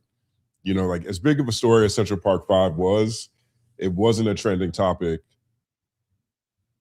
everywhere outside of New York in the same way, I would say, right? So, because it's more than that, right? It's even his dad. It's all this stuff, right? But media, when it comes to certain things, you get a story like that when it comes to Trump, but then you still got the board game, but you still got him showing up in Home Alone, but you still got him, you know, as omnipresent as in the page 6 every day, as omnipresent as he was. You know, I think that fractures people's entry point a little bit. And he's a rich guy with his name on a bunch of buildings that probably falls too close to, you know, the hip hop ethos. One thing I don't do is I don't separate them. People have this way of separating them. I think they all terrible. and all he is a representation of them all. He is what they say, the head of the snake. I don't separate them on either side. They all. That's why I don't get caught up into this left, right. I don't get none of that. It's all of them the same. Muhammad Ali, that's the greatest quote when he said that. I'm gonna say it again if y'all ain't hear me. Muhammad Ali said, if I'm sitting on the side of the road and I got 100 lions running at me with their mouths open, he said, I don't have the luxury or the time to figure out which ones ain't trying to eat me. That's how I see all of them. Do you feel like you have like a personal philosophy? That's my philosophy. I Can't adapted tell, that yeah, from that's Ali. it. Yeah. That's it. I don't have the luxury to decide which one trying to eat me. Right. You know what I mean? So I have to act accordingly in all situations. Now, what happens is there are circumstances where I can say, nah, this person is genuine. You get what I'm saying? Mm-hmm. But especially working in the music environment and just in any situation, you have to act accordingly as if you have to expect the knife in the back. See, the knife in the back hurt because you're not prepared for it. But it's just like getting stabbed if you know it's coming. So I have conditioned myself in this environment or in business to realize, or even in life, that I expect that behavior. See, people put these expectations on politicians and people in public servants to do the right thing because they get caught up in the words that they hear. I know you ain't gonna do the right thing. I know you're a piece of shit. All of you. All of you all. None of you all are good people to me. And the only way you become a good person is if you prove yourself otherwise. And that only takes time. And I'm gonna keep you like this so that I can see by your actions. And then I'll make that determination if I'm gonna allow you to believe what you have to say. Yeah. You know what I mean? Yeah. So Really? That's a gem right there. Let's shout out to Lord Racer 7039 for becoming a YouTube member. We appreciate you. Hey, big shout, Lord Racer. Lord Racer. That's what's up. Oh. Shout out to Lord Racer. Next up, K-Way for real. Me, Stat, Justin, and Glasses should write a movie about the current state of Black culture as an umbrella. Imagine if Ryan Coogler and Boots Riley directed and produced 2026 CB4 or Fear of the Black Hat. That'll be hard. Nice. K-Way's a visionary. Hey, yo, CB4 was funny, but it was definitely I don't think people really watched it at the time because what Chris Rock was, even though he was trying to be funny, he was actually pointing out some shit in there that was kind of like, it was a parody to what was happening at the time. Yeah. Oh yeah. Yeah. And you know, he really got straight out of Low Cash, crazy motherfucker named Gusto. He got some messaging in there that if you like, as an adult, if you go back and watch that, if y'all get the chance, you can actually see how he's poking fun at how goofy he knew we would look years after that. Yeah, he got away with loud. He got away with one on that one. Because the people that he was making fun of never really called him to the carpet on it. Right. But he was going in. If you go look at that, like if that came out today and he did that, that'll be everywhere. He probably, Black people be trying to cancel him for that type. Oh, you assassinating your own, but if y'all go watch that, he definitely took it there. That was some shit. I fuck your wife because the bitch is a big hoe. I fuck your sister. I fuck your cat. I would have fucked your mama, but the bitch is too fat. That shit's crazy. Big shout out to Boots Riley. The Boots Riley shout out mentioned that. He's going to be on Culture United this week. So we'll have a future conversation with Boots Riley. Make sure you tune in for that. 7:30 tomorrow as part of Culture United. So we're really excited about that one. CB4 or Fear of a Black Hat? Ooh.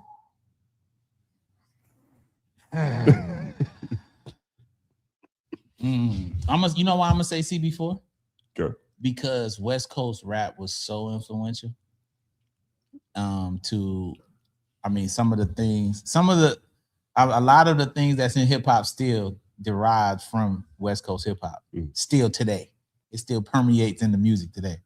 So that movie to me is more important because some of the things that he's making fun of, if you go back and watch that, you'll be able to be like, damn, you can actually, it's still relevant to right now to me, more relevant. Yeah. I think CB4 probably has a stronger resonance, I think, because I think they captured what they're trying to capture so well. I think Fear of a Black Hat's funnier. Well, I'm not talking about funny. Yeah. Right, yeah. I mean, I agree with you, but I think Fear of a Black Hat's funnier. It was especially when he does the PM Dawn. Oh. When I do is my shit not brown? It's a universal thing. We all flush it down. He said, when I do. When you wipe, do you look at the tissue? Most folks do. Ain't even an issue. Oh my God. Incredible. Oh, Incredible. God. So Hey, funny. you know, one of my favorite scenes, this is something that went over people's heads, and maybe I'm just too deep in CB4, is when when Chris Rock is with the girl and they're having sex, and she puts him on the wall and she starts twirling him around. That is where we are now. Because a lot of the artists, they've lost their masculinity, and the women are more the aggressors in their relationships. You know what I'm saying? A lot of these men ain't men that's rapping. I ain't talking about their preference. I'm just talking about them being assertive as who they are. The what you would customarily think a man is changed in some of the behaviors based on the breakdown that has happened in our community, right? So what do you mean? What's an example of that? Okay, like men arguing with women, yelling at them publicly. I think that's a very feminine position to take. I don't think a grown man should be somewhere arguing with a woman publicly in any type of form. You know, having real like loud debates and yelling and screaming at a woman. You see that, and then calling her out of her name, being disrespectful. I think that's a very feminine position to take as a grown man. I think that's a lack of emotional intelligence, and that's not understanding who you are as a man. I don't think that's right. So that is becoming the norm. You know, I talked about this. We watch so many podcasts and these panels of men, and you gonna do this and you gonna do this, and telling women what they supposed to be doing and yelling at them. Man, what kind of grown man? No. That's not how we do that. What are you doing? Like, we're not yelling at the ladies, baby. That's not player. Right. When did that become cool? When did it become cool to be yelling at or trying to embarrass a woman? When was that cool? When did that become masculine? When did that position okay?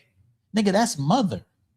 Before anyone tell you what God is, before anyone sit down and tell you what God is or what religion you supposed to follow, your mother is God to you.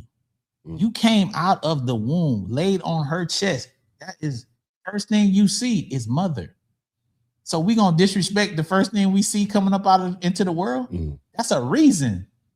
That is a reason. It's like the same reason why sex feels good is because we're supposed to do it so we can reproduce. This is a cycle, so we can keep, you know what I mean? Right. If sex wasn't good, then we wouldn't be more prone to do it to reproduce. So whatever the creation of everything is for us to have sex so we could do it, and the baby to come out of the mama, and you laying on the chest, mama. So we gonna disrespect mama? We gonna be yelling at mama? Niggas is yelling at women in public on social media. Yeah, getting their phone. Yeah, I told the bitch. Yeah. And the bitch, I didn't told her. And next time I see you, I'm gonna punch you in your nose. I tell you, I knocked the mama up. Oh, that's cool. I think I first started noticing that with reality shows. I think reality shows was the first time I started seeing that. When you start getting to unscripted depictions of society and life, I think that's where you start seeing more of that in media. Because social media is fair game, free range for everything at this point in time. But there are episodes of Real World where they're yelling at each other, Big Brother house where they're acting crazy in there, you know what I mean? And I think, especially as like people's aspirations turn into wanting to be actors, but then influencers and YouTubers and podcasters and all these things, the spectacle is such a crucial part of what a layman might see as how to be successful in this space, that you need to have as many of those as possible. Man, and then this thing where people are really getting on these shows and telling people how they supposed to live their life and what they woman's supposed to be doing and how they woman's supposed to act, and man, what, you Don't tell me how my woman's supposed to act, nigga. I felt like you could be a successful Kevin Samuels though. That's like if you wanted to have a like man, I'm not about to tell nobody how you're supposed to be with that lady. I'm saying, but you could say things about like, hey, it's feminine to be yelling at women in public. That's just as a whole. I just think, man, listen. So if I'm so wait, you never wanted to do that? I feel like you'd be pretty good at being like a I don't life want coach. the responsibility of if it doesn't work out. If it don't work out, Yeah. I don't need you to be telling me I ruined your life. because Right. that's the thing. Every person is different. There's no blueprint to people. Yeah. You can't apply one philosophy to every person. Mm. You know what I'm saying? But what you can do is individually conduct yourself in such a way that you step up outside of situations. Like I've dealt with some of the most dangerous people in the world working in music. Mm. I don't have relationships where I feel like my life has ever been threatened by any of these people because I conduct myself in such a manner to where that never even comes into play. Mm. I've made it my mission to only be around certain type of people and always maintain myself. So I've seen ignorant women. I've had encounters with women and men that are ignorant, but I've always maintained me in the ignorance. You understand what I'm saying? And so I'm not going to allow, especially at this point in my life, I'm not going to allow myself to be out of pocket. You know what I mean? You see dudes like they get into these situations and stuff happens or comes up about them and they get on the first thing they want to do is go on their social platforms because they scared they're going to lose a sponsor and they want to get to apologize. Man, who am I apologizing to these people for? Who are you talking to? That's rule number one. Who you talking to, chump? Who we talking to? You apologizing to the public? Man, I ain't apologizing to you chumps. Now, what I might do is the members here that are third verse, if something happened, I might do a members only stream for the people that's members that support us. I might hit K-Way or Miss Hummus or even Andy Pandy, people that support the show. I might hit them up, or people that give super chat. I might individually send them something if something come out. Hey, that don't represent me. But just talking to the whole world, man, I ain't got time for you niggas. Right. Man, I want to apologize, man. I put my left shoe on my right foot, and I'm sorry, and that'll never happen again. You know what I mean? Right. But that's about being player. That go back to who you deal with. Right. That go back to dealing with the wrong women. Go back to y'all men, women dealing with the wrong man. So if a man has a history of domestic abuse, we've seen it.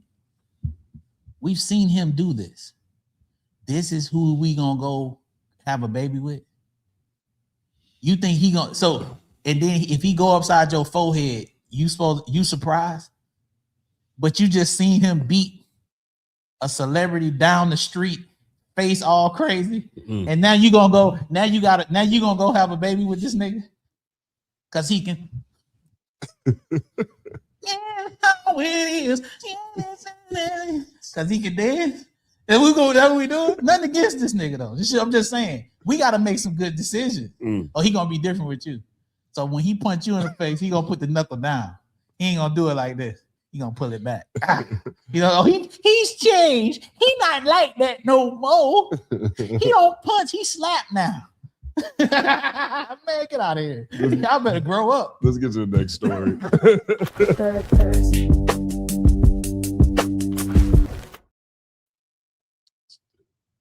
Daphne Joy.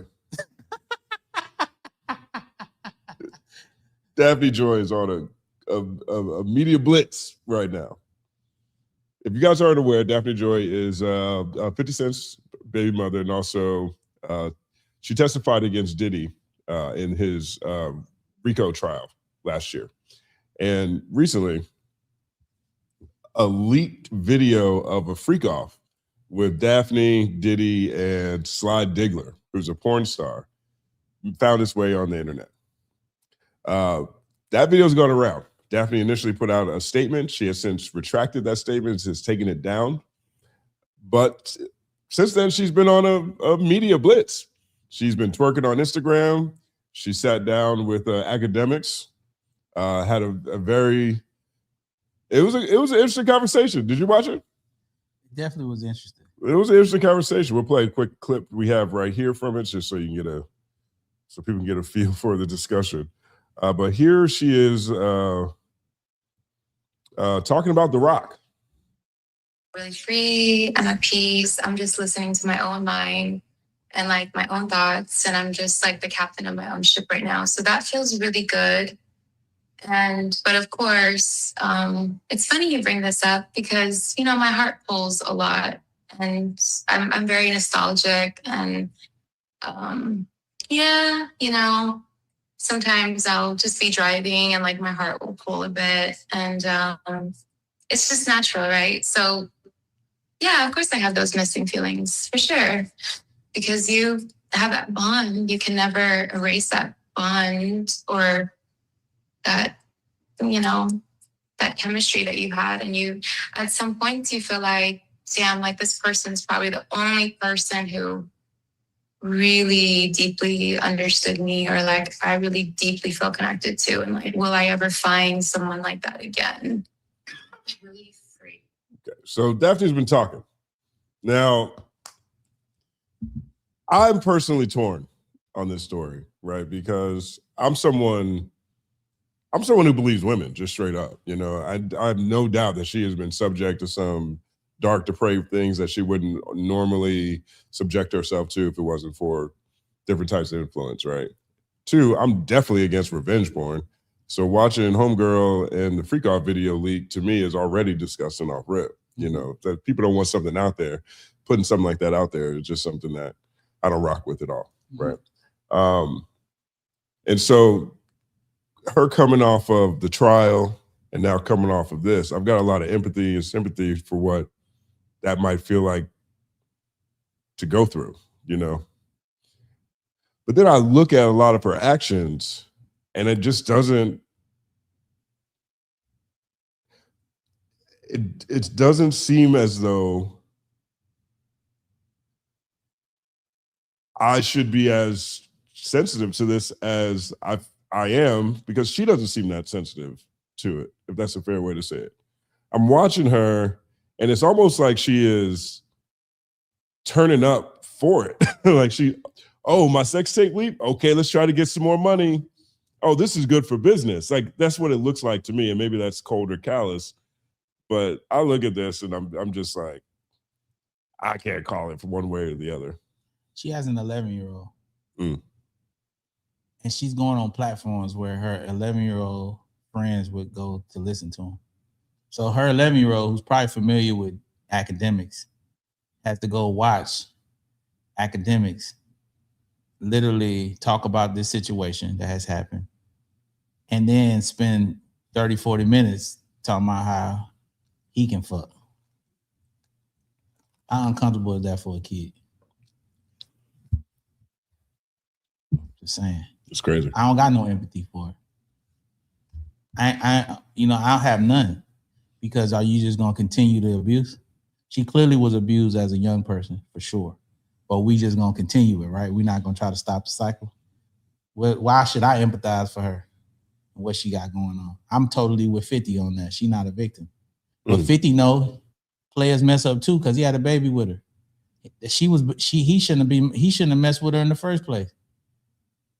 You know, but nobody perfect. Everybody make a mistake. That was his mistake. That's his cross to bear. And now it's a child that you're dealing with. And that child got to go. She's doing Adam 22 interview too. So that child got friends and is at school. I saw your mom on academics. You think they ain't gonna do that? Yeah. Ooh, your mom sleep with academics. Nasty. It's like that story I told you about Larsa Pippen, the son. Yeah. When explain that to people. So Larsa Pippen's son did an interview and he talked about how when his mom had that situation with Future, when she cheated, I guess she had an affair with Future, and Future talked about it and it went public. And he talked about how difficult that was in high school and people was picking on him about it. And he can talk about it now, but at the time it really hurt his feelings. I mean, don't no boy want to hear about his mom getting knocked off. Yeah. Don't no kid want to hear that. I just talked about in the segment before that mother is the original God to a young boy. Yes, it's everything. We see women as a mythical creature. Now, I ain't over here trying to say a woman gotta like, she's not allowed to be free and do what she want to do. But I'm just saying we got to be mindful because this stuff is for the public. You know, she put that statement out talking about that's not who she was. But then right after the statement, if you go on your shit, you got sheer clothes on with your ass out on your page.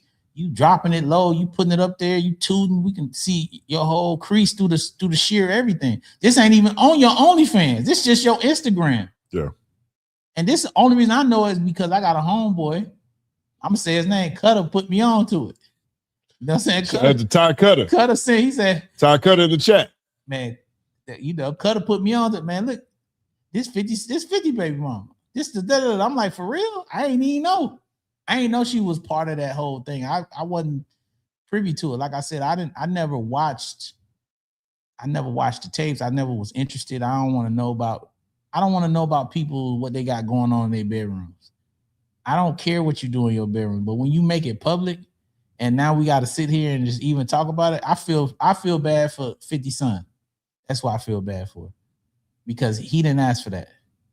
And as a woman, like, you telling people, she doing interviews saying she don't want to be judged, but yet and still you continuously putting this content out. It let me know that you ain't learned nothing from this situation with dude. That's the type of relationship that you want. You want someone to control you like that, have you doing things that maybe will be outside of the norm, or because it's not outside of the norm for you. That's the type of relationship she wants. She is advertising herself. And this goes back to the thing that I said before. Why would anybody want her? Oh, she's pretty. Who gives a damn? Why do I want a car that's beautiful on the outside, but the air conditioner don't work? You got, oh man, you pull up, beautiful car, rims shining, clean. It's hot outside, it's 100 degrees. People think you killing it. You got the windows up, you suffocating in that car. You sweating, clothes drenched. You open the door, you look terrible. Clothes sweated out. Like, what's wrong? The air don't work. Why are you driving that car? Why are you driving that beat up car? Because all you riding around in what? In some bullshit. My car, right? I need the air working. I need the screen in there popping. I need you know what I'm saying? I need my Bluetooth. Definitely need the AC working. I need the Bluetooth going. You know what I'm saying? Right. The seats got to go back. I need the massager in the seats. You get what I mean? And guess what? Yeah, sometimes the car on the outside gonna get dirty. We gonna hit some potholes. We gotta get some new tires. We gotta do what we gotta do. But that motherfucker reliable. And every time I crank it up, it go. With that girl, Daphne, that shit don't work. That the inside is terrible. So don't hit me with how she look. Because have y'all seen a sexy 85-year-old, 90-year-old? Find it. It ain't, she ain't gonna look like that when she's 90. She gonna be ugly like all the rest of us. Looking crazy, looking like raisins. You know what I'm saying? We gonna be around here looking crazy. It ain't no sexy 90-year-old, y'all. So all that, if she defined this, don't mean shit. It's all about what she look like to you. Right. Oh, she look good. Oh, she was with 50. She was with Puff. Now she gonna be with me. So what you think? You think you gonna magically put your little PP in there and you just gonna turn to these niggas? I'm gonna get in there. I'm 50. I hit it. I'm Puff now. I got in it. It's my turn. Right. And it's crazy that even I was surprised at Academics even flirting with her, because he talks about this with rappers and why they keep messing with the same chick. But you talk about now that you want to hit. But then I seen that he had messed with Selena Powell before. So I'm like, okay, well, he's a part of that thing. You know, and he's younger. It ain't hit him yet. When he get older, he'll see that these women are not to be messed with. These women are to be shamed so that they can change who they are. She needs to be shamed into switching her behavior. Yeah, I mean, the kid point, I think, is the biggest point. Absolutely. Because I can't even imagine. And your dad's 50 Cent too. You know what I'm saying? So like going from that trial to this, to the leak, to these conversations, Saw you on there with academics. Saw you on at 11. And Adam is and 11 is one of them ages. Adam's a porn star. He's a porn star, so I'm sure that conversation came up. I'm sure he said, "How much? Let's do a scene. Yeah, me, you, and Lena. You might as well. Right. You selling? You might as well go on and put it out here. Right. It's here. It's here. Mm. And so, and when we take these women and we say, "Yeah, we're gonna wipe that up," huh? Mm. She just took her tongue out of some dude named the Punisher's backside. That's who you gonna be tongue kissing. That's who you gonna bring to the house. You might, like I said, skip the middleman, going over there with the Punisher, bro. You want to take some super chats on this? Absolutely. Let's see, we got some. You have any super chats on this topic? The Punisher's backside. That's crazy. Oh, just super chats. Okay, super chats on this topic. We got Kjima 89. Empathy for victims, green check mark. Empathy for bust downs, X emoji. Yeah, she's a pro. She's maybe Sauce Walka pick her up. That's where she'll go next. Maybe Sauce will bring her down to good old Texas and put her on the strip. I have a hard time with the logic. You know what I mean? I mean, just thinking about all this stuff, right? I thought about 50 Cent making the Diddy documentary as protection, one, right? Because she, at the time, was currently living in a house that Diddy was paying for. And they have a son together. And Diddy is also someone who has a reputation for revenge, for getting back at people.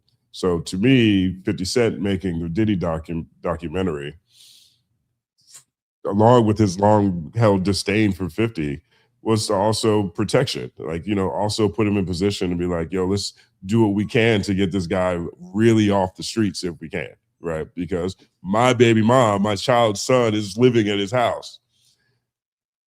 Now she's coming out. Sounds like she has a lot of empathy still in some of these conversations for Diddy, which sounds a little different, than I expected to hear. But she has to know that 50 Cent is her baby daddy. You know what I'm saying? Like 50 Cent is really great at revenge too. 50 Cent is amazing at getting his point across to different people. Like, I just don't even see it. I just can't even, I guess there's plenty of things I don't understand in general. You know what keep Diddy up at night in that cell? What's that? Is that he didn't meet her way earlier before. Because he wouldn't even be in jail if he was with her. Right. If he was with her, he wouldn't be in jail right now. He was with the wrong woman. I had a very wise woman tell me something one day. Very wise. She said, whatever you want to do, there's somebody out there that'll do exactly what you want to do. But what you don't do is put somebody in a position to do what you want to do that don't want to do what you want to do. Yeah. Yeah. That right there hit me, and it hit me in such a way. It grew me up just even hearing that, because you take somebody like Neo, he got the different girls around, and somebody be like, well, they don't look as good. Well, he found women that was with his program, and that's what he doing. A lot of us men try to bring women into the women that we want to bring them into the world that we want them to be in, right. And then they're not comfortable in that world. They don't want to do that. So then you're making someone do something they don't want to do. That makes you wrong. Yeah. But there are women out there, Daphne Joy, who would have had no problem with what Puff was doing. That's her MO. And basically what she's doing on this run is letting the next person that wants to do that, let them know that, hey, I'm here, baby. We exist. Bring on the Punisher. Bring on Backshot Rock.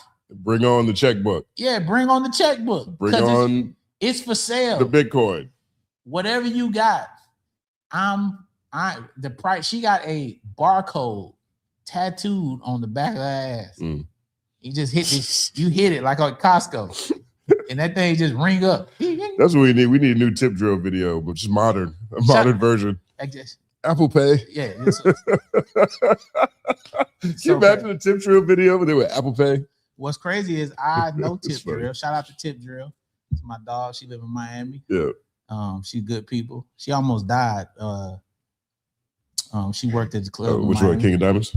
Yep. She went the 50 feet pole. Yeah. So I've been knowing her for a long time. She's changed her life. She's the one that fell, that hit the ground. Yes.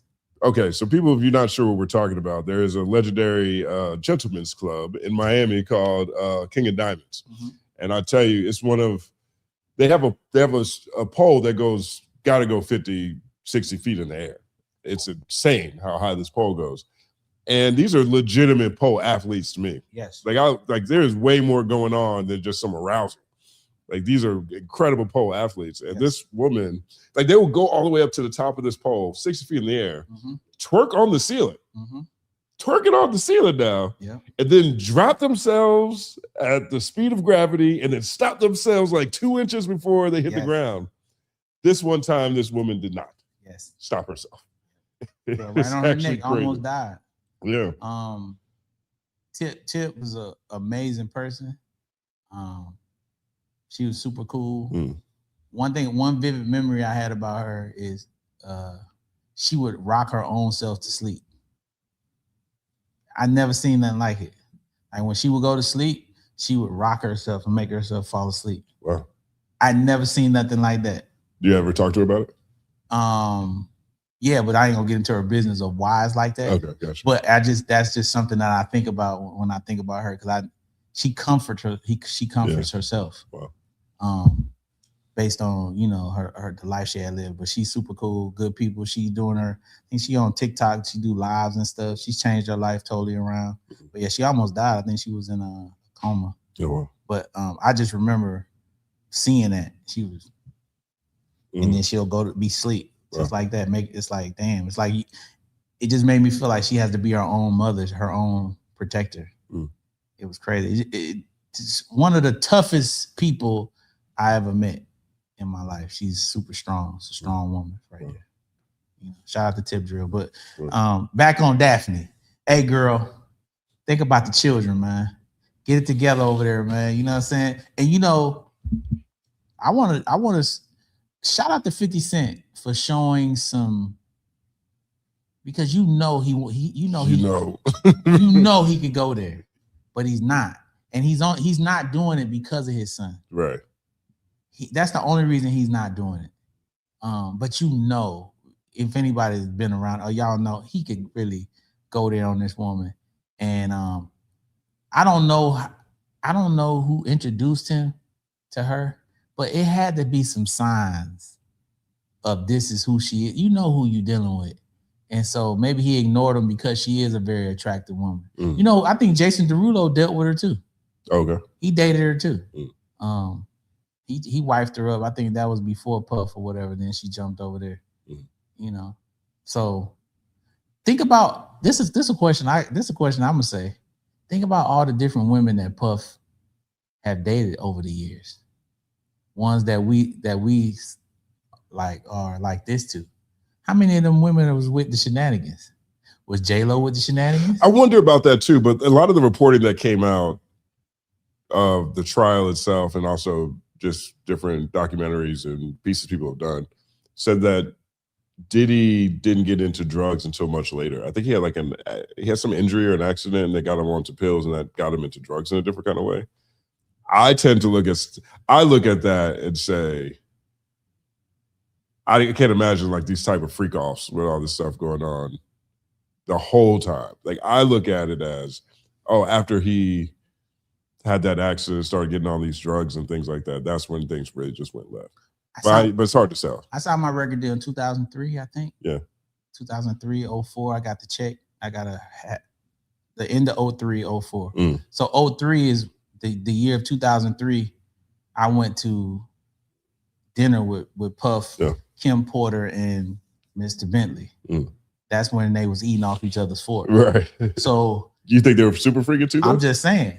I mean, away from him just being When I'm saying that was bisexual, whatever it is. 2003, I came in this business knowing that this nigga was a freak. Wow. In 2003. Oh, wow. So anything after 03 to me, we know what was going on. Okay. You see what I'm saying? Yeah. I don't know if he must have been doing drugs then, because when I saw him take that fork and put it in Bentley's mouth, and then Bentley take his fork and put it in his mouth, you see Bentley ain't said nothing.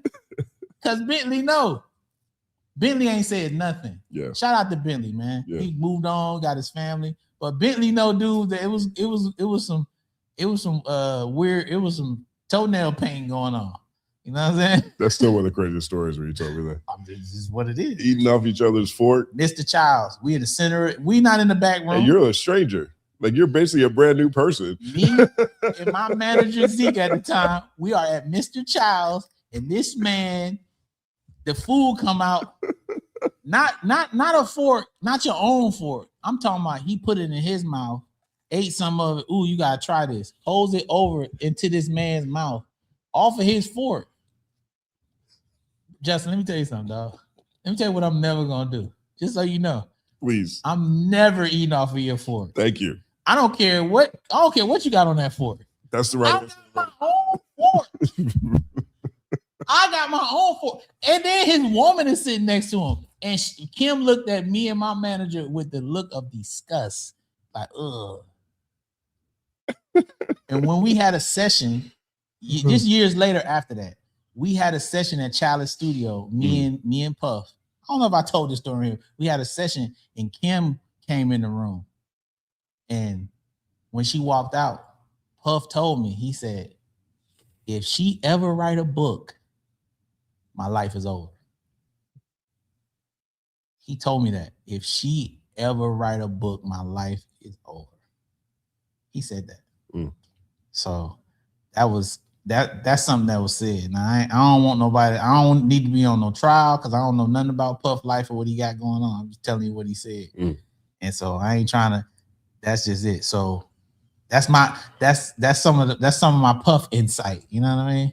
Maybe, well, I guess he has been freak offing. That's what I'm trying to the tell whole you. time. I came into business. I came into the music business. This is something that it was well documented. Just feeding food on the same Come on, fork. bro. That's just that you just know that ain't. Come on, dog. You from North Carolina. If you seen that, that's telling. I'm not saying that was just weird, because the reason why it was weird, this why it was weird, because his girl was there. That's something else. It's just, well, it's weird. It's weird to me. It's weird at a business meeting. Well, right? no, we were eating. It wasn't a business. We was at Mr. Childs. It wasn't business. But what's the whole? I guess because we were eating together. It was like a table. We was all eating. But I'm saying, this wasn't when they tried to sign you. Yes, but I'm saying he was trying to sign you. Yes, he was. So yeah. So this is part of his pitch. Oh yeah. I don't know what he was trying to pay. Hey, Stat, this could be you. Maybe this could be us in 2 years. Bad boy, we eat off each other's forks. That's the slogan. Bad boy, eating off each other's forks. Take that Kung Pao chicken. You know what I'm saying? That's what he was selling me. I'm saying, what I'm telling you, if it's Puff and he with Bentley and they together, right? It's not really weird that they're eating off each other's forks because they're in a relationship, right? It made it weird to me because his so-called woman was there. So now you call that, I what they call that a entanglement. That came later. That's what your girl brought into the game. Entangled. Jada Pinkett brought that into the game. Entanglement. You know what I'm saying? And the way Will was looking when Jada was talking, that face on his, the way he looked with his eyes watered up and beaded up, that's how Kim looked at me. When I saw Will Smith look at Jada, I knew she seen some things that she could never get out of her brain. That's what Will is at. You know what I'm saying? That's what Will was at. When Will looked at her, I knew he was a subject of that peg. And Peggy Bundy. You tuned in live Third Verse Morning Show every Tuesday morning, 8 a.m. right here in studio. Third Verse.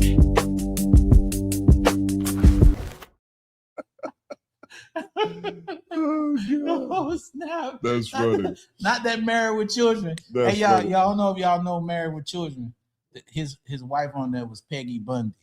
Sometimes I say things I just kind of use, and now y'all can take the Peggy and figure out what I'm talking about. Y'all put it together. I don't know if y'all know, but I'm just saying we breaking down bars this morning. We're breaking it down, so it's kind of it might be y'all might not get what I'm trying to put together. I'm saying, you know what I'm saying, that boy William, that little Peggy Bundy, you know what I'm saying, that little, you know what I mean? Jada know how to get behind things. She, you know what I'm saying, she's a supporter. See how Justin looking at you. I'm taking it too far. Let me chill. Feel like we got all the details. I'm just saying details right the there. way I know we went to another segment. I just want to get this out here. Yeah. The way that Kim looked at me and my manager at that table, his name's Zeke, Jose Fendrick. He on Instagram, find him. The way that she looked at us, the fear and the disgust that was in her face is how Will was looking at Jada when Jada was describing that entanglement that was going on. Right. And as Jada came out to say later, she couldn't speak on it what it was because I think she described it as they was all collectively a part of that's pretty much what she was saying without saying it. You get what I mean? Right. That's why Will was uncomfortable in his face. So I'm saying Jada was in there, you know what I mean? You know, she had the belt on. You know what I mean? Right. She wore, I guess in that word, that's her championship belt. That's that you got like your man that's locked up. That white dude that's in jail right now that shot the dude. What's his name? White dude in jail who shot the racist guy was calling black people chimps. Oh, Chud the building. Yeah, you heard the girl that came out said he used to come over to the crib. Right. She wore the belt on him. So Jada was rocking the belt on Will and August LC allegedly. We made it all the way back around. We finished the thought. That championship belt. You gotta walk that out. Strap it on up, get it on. Get it up, you know. I want to get your perspective on this this video. This is that Southern rap video we were talking about. Okay. I'm gonna play it real quick.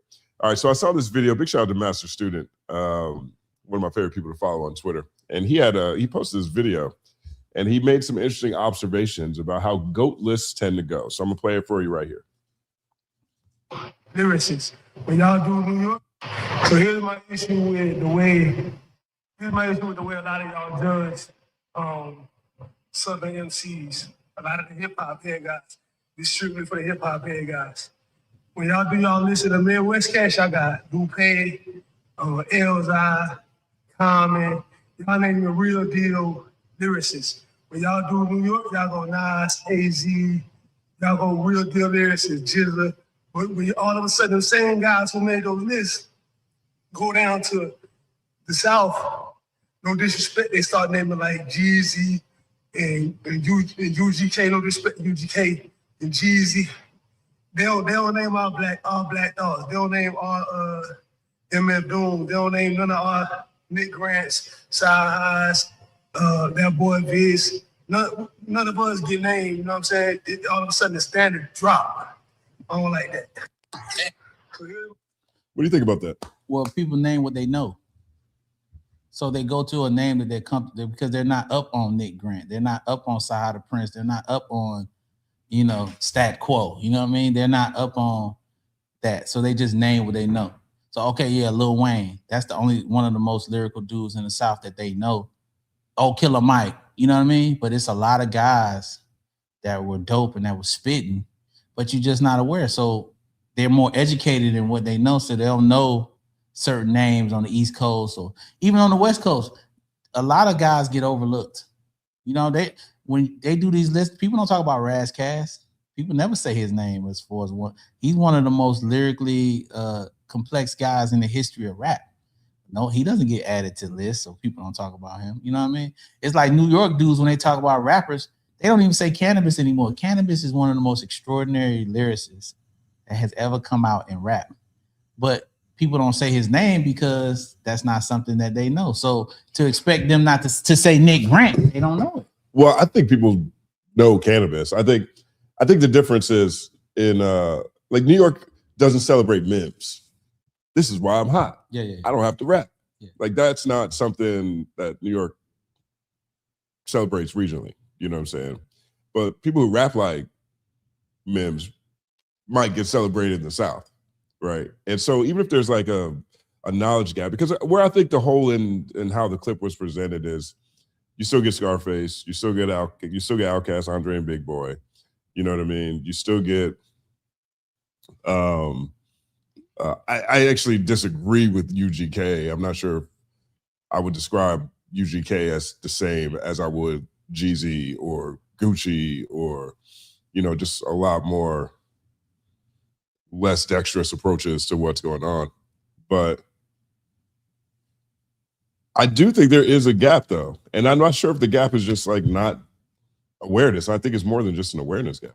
Well, I think it's just like regionally the sentiments that people gravitate towards are a little bit different. Yeah, I think, and then it's such a. I mean, you're one of the greatest MCs ever to come out of Atlanta. Just off. I consider myself to be that. Yeah. Yeah, sure. And so what do you see from that perspective? For me, I consider myself to be one of the greatest lyricists to come out of Atlanta. Somebody else could say something different, but I know everything that I've done too.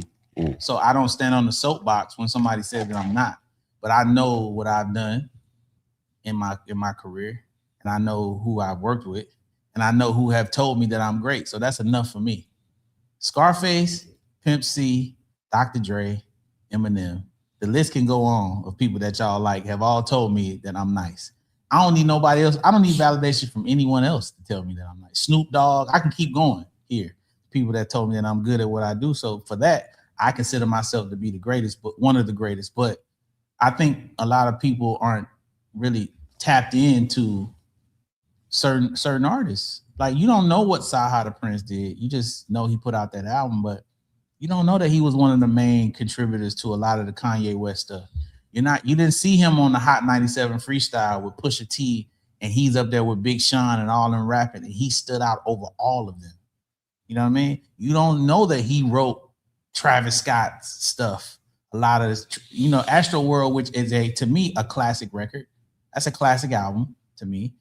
He wrote a lot of that. You know what I'm saying? And so, and some of the other artists that he's worked with, people just see what they know. So it's like, oh yeah, T.I. or whatever. And T.I. is great too. No, nothing taken away from him. I'm just saying that's somebody that's commercialized to know. It's like if I'm saying the greatest New York rapper, the first thing I go to is Jay-Z and Nas.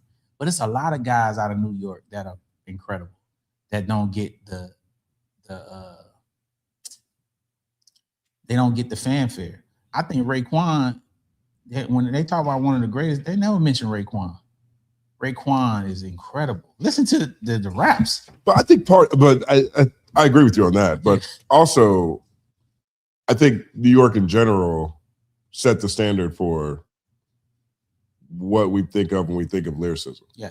Right. Because I think of New York, pretty much everybody's a lyricist. Even the non-lyricists understand where they are. You know what I mean? And the non-lyricists don't get ranked the same. But that's a much smaller population. But I do find it interesting. So, I just don't think I think there's more going on than awareness. Like, I would put T.I. in that lyrical conversation. Now, do I think there's a gap between T.I. and what AZ's doing? Like, I like Do or Die 3 a lot, the project that just came out a couple of weeks ago. I think AZ has, in my opinion, at this point, it's cemented a timeless formula. Because every time I hear it, it sounds familiar but different and new at the same time, right? But I feel like the emphasis on lyricism, I guess, for lack of better definition, the whole New York started with an emphasis on that. And so anything that's outside of that is like a lot more rare. But I would put T.I. in a category. Of course, he's a lyricist because you like his lyrics, but he's more of a game spitter to me. Whereas even Saha is a game spitter, but that's like, T.I. can't fuck with Saha on some just like, we're just gonna go spit a verse somewhere. Right. It's not gonna be as interesting as what's like, that's on some lyrical. You're not gonna be like, oh, right. It's more with T.I.'s verses, it's more like, damn, I can apply that to my life. It's like E40, Juvenile, Scarface, game spitters. Like I wouldn't think Scarface gonna spit a verse that you would say is like as dynamic as Elzai, but it's more impactful. Like DMX, it's like Game Spitters, E40, Game Spitters, Too Short, Game Spitter. You know what I'm saying? So that's why you got to break it into categories for me. You know what I mean? Jay-Z is a game spitter, and he can break off into the dynamic shit. Eminem is just dynamic.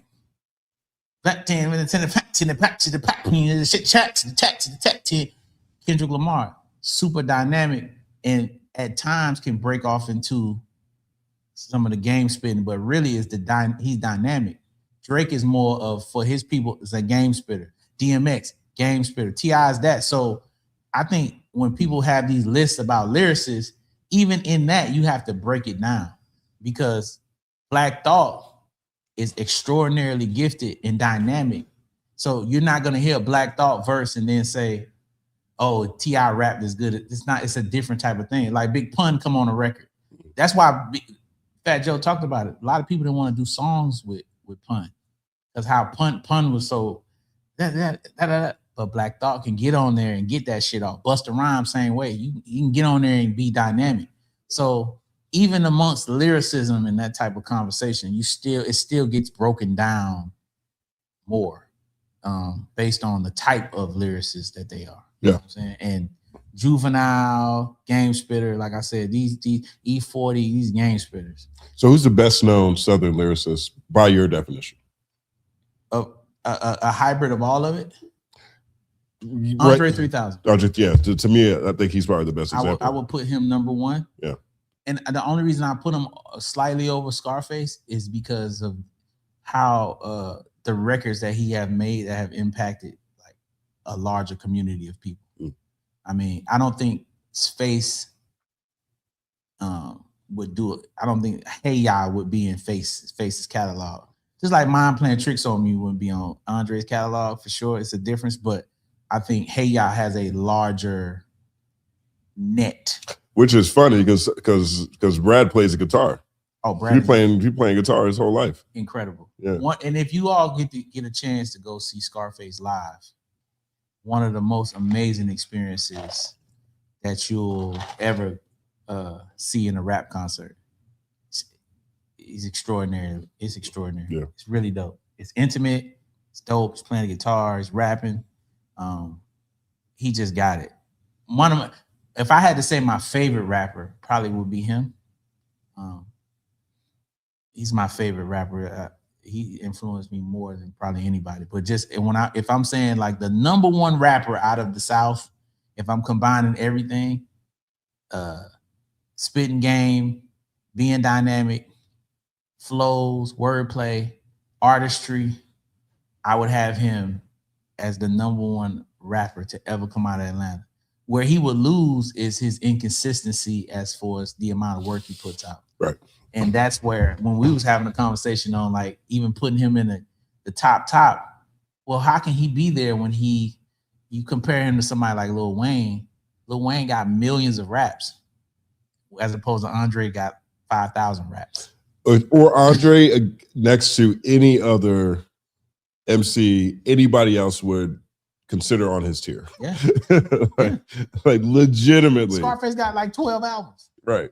So it's hard for him, even me saying Scarface he's better than Scarface. I mean, somebody can legitimately say, man, Face got classic albums by himself where he was the main person carrying that record. Yeah.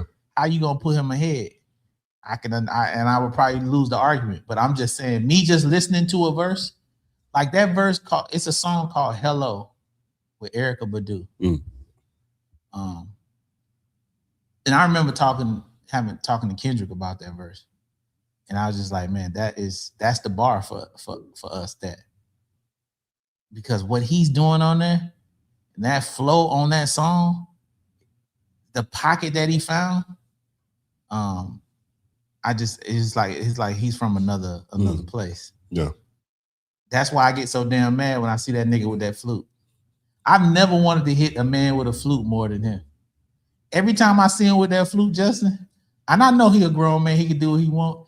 Every time I see Andre with that flute, dog, I want to take it from him and beat him and beat the rap back in him.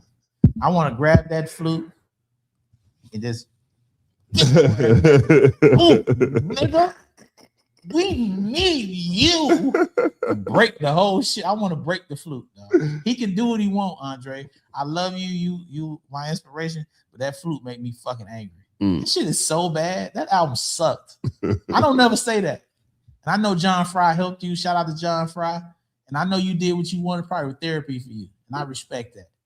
And I don't say this, and I know don't talk about people's creative stuff. And I know you probably needed it. It was therapy. Oh, God bless you. But I'm gonna say it because I need your raps. That album's trash. I listened to it. I tried, Andre. It's like a sound bath. That shit don't work. You don't like sound baths? So I had that shit playing in the tub, dog. It made me want to get out. I love take. You know, I take baths. Right. That's where you listen I'm to a Drake. bath nigga. That's where you listen to Drake. Bruh, I put that shit on in the tub, dog. I got to throwing my rubber duckies around. I got black rubber duckies in my tub. Bring you in my life real quick. I was mad as hell. That's funny. Splash in the water. This motherfucker here was not another flute song. I done went over here. This shit play. It didn't matter how loud I turned that shit up. It doesn't matter how loud the speakers got. It still was garbage. It was not it. This nigga's one of the greatest rappers to ever live. There's nothing wrong with his throat. He still can rap. Dog, that song with Future and Killer Mike. Scientists and engineers. Do you hear that verse on that song? Right. Yeah. That's the problem with hip hop. You niggas ain't rapping. Jesus, we need you, Andre. And you want to hear with a fucking clarinet. It's a crazy verse. Nigga got a clarinet. It's a crazy verse. It sounds like a sound bath. Have you been to a sound bath? Fuck sound. Blow him up. This nigga make me goddamn mad. This shit pissed me the fuck off. This nigga over here with a fucking flute. One of the greatest dudes that ever rap got a flute. Shit make me so goddamn angry. So Piss me off so crazy. I love you, Andre, but I hate that damn flute. Oh, the flute, the worst thing ever. You said what's wrong with hip hop? That damn flute. The flute. That flute need to be on the cover of Complex magazine.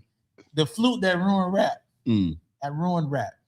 But for last question on this topic, because I do want to get, I do like this conversation quite a bit, because I do think there is a difference between things that people value in different regions for their artists. And I think that's just going to be the case, right? But why do you think that there isn't more awareness known to some of these other spitters, Sci-Hi, Nick Grant? Because people they are not interested in knowing. They have their own favorites where they from. I remember trying to put people on to Lil Brother when they first dropped in the early 2000s, like people in the South who I thought might like it. Yeah. And like there was so many people who were just tepid on it because Gucci was running everything. The only thing they wanted to hear was So Icy. Everything was Lemonade, the whole thing. And I was like, yo, check out Lil Brother. They're out of New York, whatever. And a lot of people just thought they were boring. You know what I'm saying? Well, people want what they want from where they from. Yeah. You know what I'm saying? Right. People want to feel an attachment to the music. Did S1 ever say anything about this with Strange Fruit Project, do you think? You think they ran into some of that? With who? Strange Fruit. What S1 in Strange Fruit Project? Of course. Yeah. Well, I just remember because they reminded me a lot of Little Brother. What's wrong? Oh, is that him with the girl? Strange Fruit Project? Yeah. It was him and two other people, right? Was it a girl singing? Make sure. I thought it was two dudes, but I'm not sure.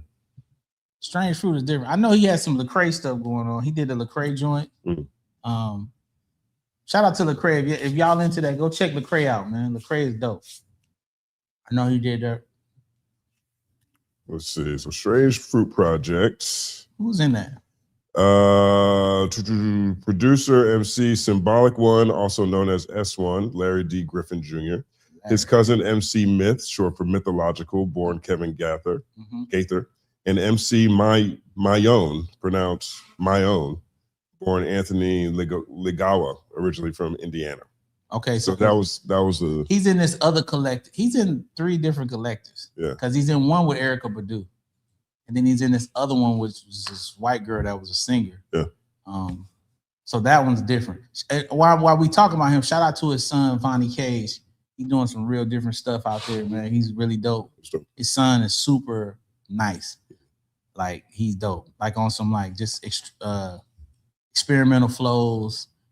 Will give you a kind of like what Keem was doing for a long time, but doing different flows and tapping into his artistry. I really feel like he's finding himself. It's kind of hard to come up out of the shadows when your daddy is S1. Right. You know what I'm saying? Shout out to S1 gonna come on the show. Actually, he texted me about that. Oh, that's dope. But Larry, but that's family to me. That's my dog. He put on his story because Kanye performed Power at his show, and I know he just said, man, to come a beat that came off the cracked computer screen on my old laptop. You know, that's why I can't completely trash Kanye West, because I know how he's changed a lot of people's lives that I know personally. You know what I'm saying? You know, me and DJ managed S1 for years, and I know financially what that did for him. I know what Watch the Throne did for him. You know, I watched the change in these people's lives. You know, S1 got a great life, got a big ass mansion down there in Texas. They living good, you know what I mean? So as terrible as Kanye West has been to the world, I just have seen him affect a lot of people positively. You know, I was around when he did Paris for Hit Boy. You know, I've seen how that elevated hit and changed hits life. Yeah.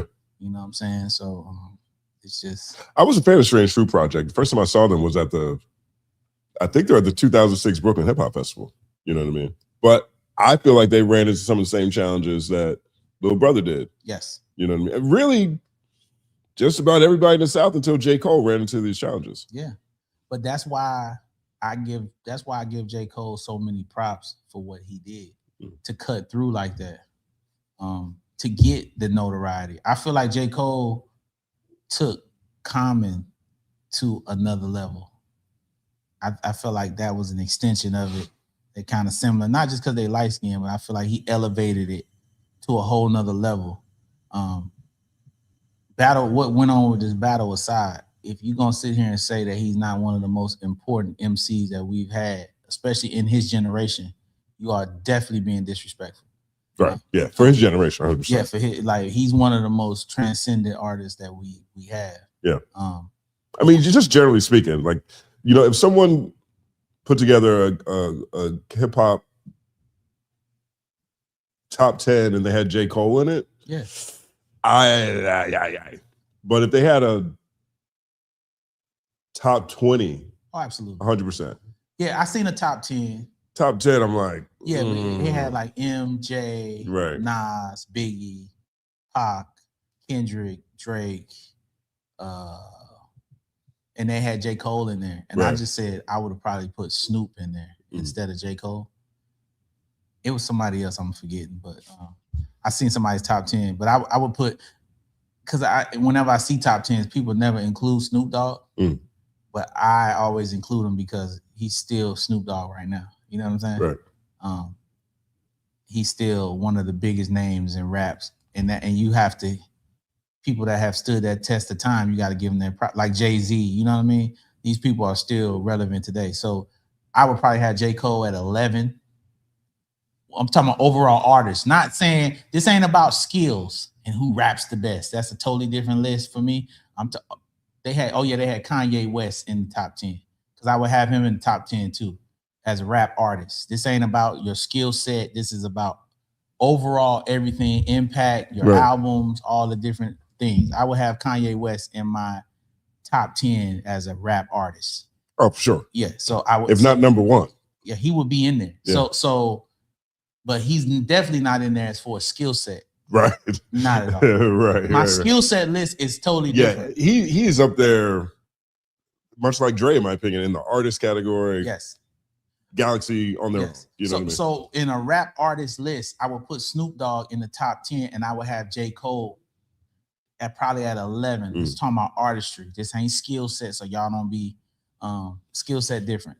So yeah, J. Cole, what he's done is phenomenal. And a lot of Southern artists, I know this for a fact because when I stopped trying to be commercial, a lot of my mixtape stuff was very underground, very hippity hop, you know, that I was doing post Shady Aftermath when I was independent. It was very hard for me to cut through. And you see Killer Mike, he had to pretty much team up with a white boy from New York with Run the Jewels for him to get the notoriety for being a really dope lyricist. But before that, niggas weren't saying Killer Mike was a dope lyricist.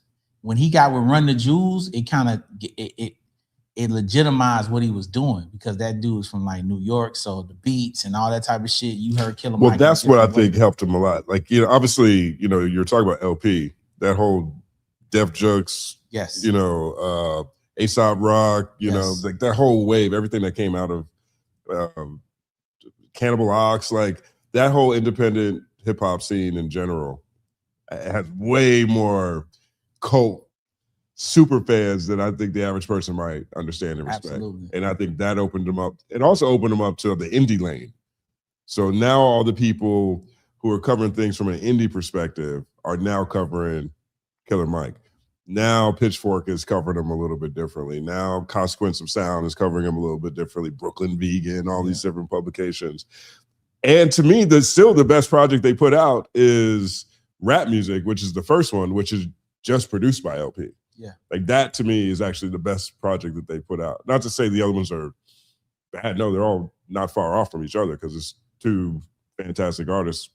But that Rap Music one, I think, hit me so hard because it took Killer Mike and it put him in a different, from a different like conceptual type bag. Like the Pledge series was great. All the stuff he was doing, Purple Ribbon All Stars, everything he was doing with Cass was all cool.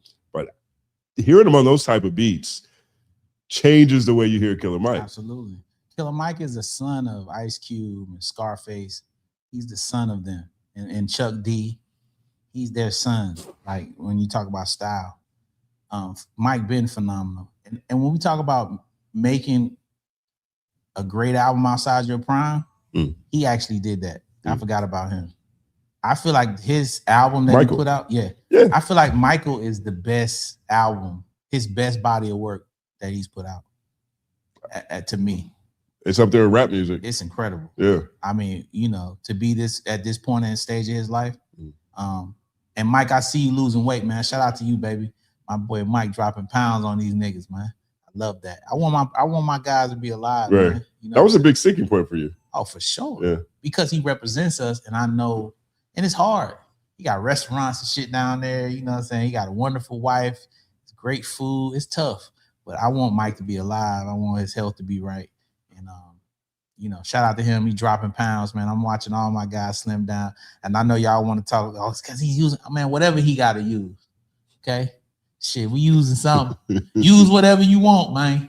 Ozempic. Whatever, if they made it for you to use it, player. You know what I'm saying? Do what you do. These white boys been doing steroids looking muscular. Whenever Arnold Schwarzenegger had all them muscles, putting them steroids in them, and nobody say nothing. Give me a little poke to slim it down. Huh? Let me give me a poke and do, you know? Word up.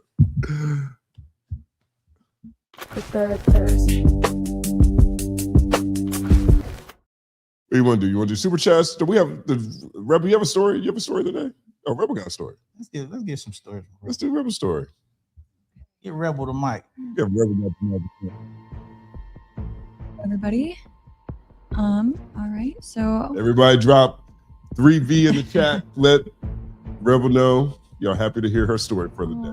Let's go. So the story of the day is actually coming out of Atlanta, Georgia, where a local judge and high-ranking police officer were allegedly engaging in sexual encounters inside the judge's chambers during business hours.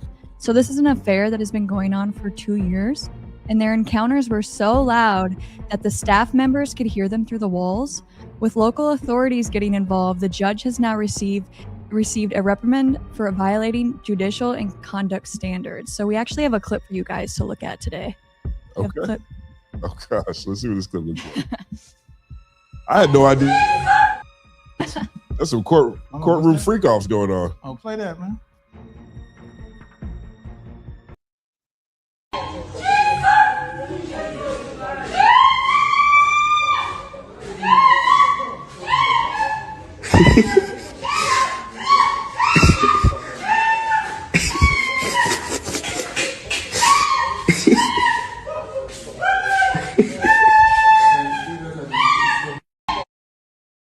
That's crazy. So that was in the judge's chambers, like during the business hours of the court.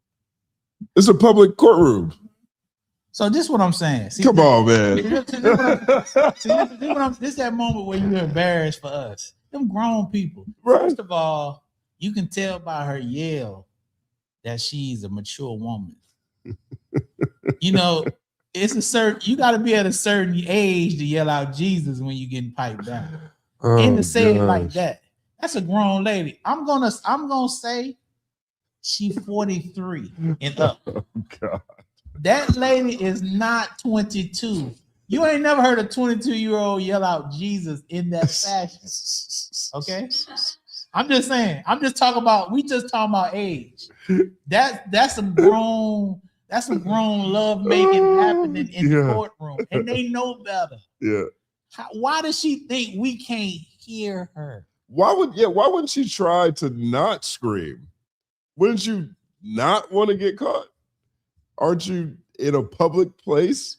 I'm gonna tell you one thing. Wait, hold on real quick. What were did these people get in trouble? What happened with these people? Yeah, they got caught because the staff members could hear them, and this is actually an affair, so it wasn't like they were together.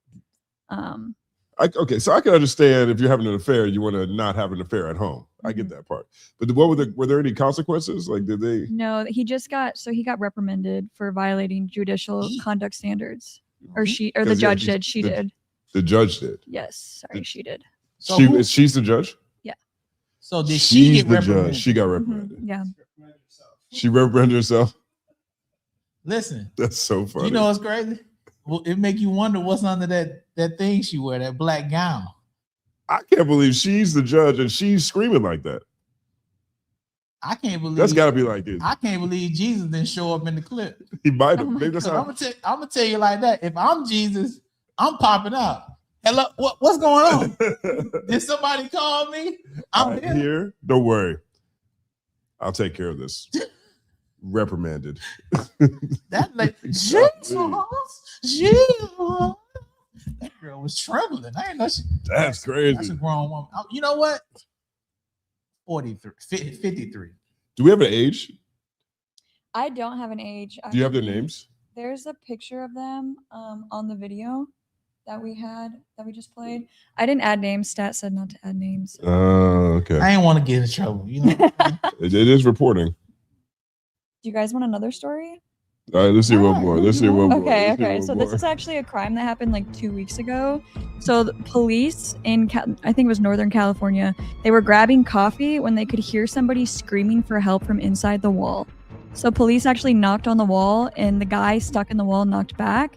It turns out a burglary suspect reportedly fell about 22 feet off the roof during an attempted break-in. So he got trapped inside the wall for over 10 hours and the firefighters had to break open the wall to rescue him. Dang, did he go to jail? Yeah, he went to jail, yeah. Wow. The wall of where? Is this like a house? It was a movie theater. So he got trapped in the movie theater. In the wall, yeah. Right next to a coffee shop. It was connected to the movie theater and the cops were getting coffee and somebody was screaming inside the wall and they could hear him. So what was he trying to steal from the movie theater? That is popcorn? To be continued. I don't know. I don't know. That nigga love popcorn. That's crazy. That's crazy. Well, I mean, that was cool, but the lady yelling Jesus, right? That takes the cake. Who's the judge? The judge yelling Jesus. She's a judge. You know she's somebody's grandma. Man. That's why I be trying to tell y'all. Hey, listen. That doesn't even sound enjoyable. Sometimes there's too much screaming. It just got to just take you out the whole thing. She your grandma, but she a hold of us. You weren't worried about getting fired or nothing. I guess she knows the law. She's a judge. First of all, she got Jesus on her side. Yeah, right. The way she was yelling Jesus' name, he had to be the one. Everything was going to be fine. I thought the dude's name was Jesus. Oh, man. I'm like, that got to be his name. His name got to be Jesus. Yeah, oh, Jesus. That's funny. Go do some super chats. Yeah, let's do some super chats, man. We got some good questions here. Cool. Lord Racer 7039 says, Stat Quo, can we get the story of you scrapping with Rascass on the Up in Smoke tour? That never happened. Somebody said that? Where'd that come from? This came from Lord Racer, bro. This is alleged. Was he out there? No, I definitely never fought. I didn't even know he was out there. He might have been out there, but I didn't never. I slap boxed with 50 Cent on the tour. And that's when I learned he could fight. Yeah. He learned that I had hand soup. But yeah, I never fought. I never fought anybody. I'm not fighting nobody. Let's get in the ring. I ain't these hands is for signing checks, making deposits, and receiving money. I ain't fighting nobody with these gifts to the world. Okay. Great day to defuse a rumor. Now, Shy knows one. Who has the best rap? Like, who's the best rap live performers? No backtracks. Oh, go ahead. You go ahead. Best live rappers. I got my list. I mean, Lupe Fiasco is one of those. He does Mural Live, which is crazy. Don't get me wrong. Don't get twisted on that. Eminem, I think, I haven't seen him live, but I haven't been in person with him live, but I've seen him on TV live. He sounds just like the albums. Method Man has gotten crazy ever since he started working on his breath control. Like, you go see Method Man live, you're there.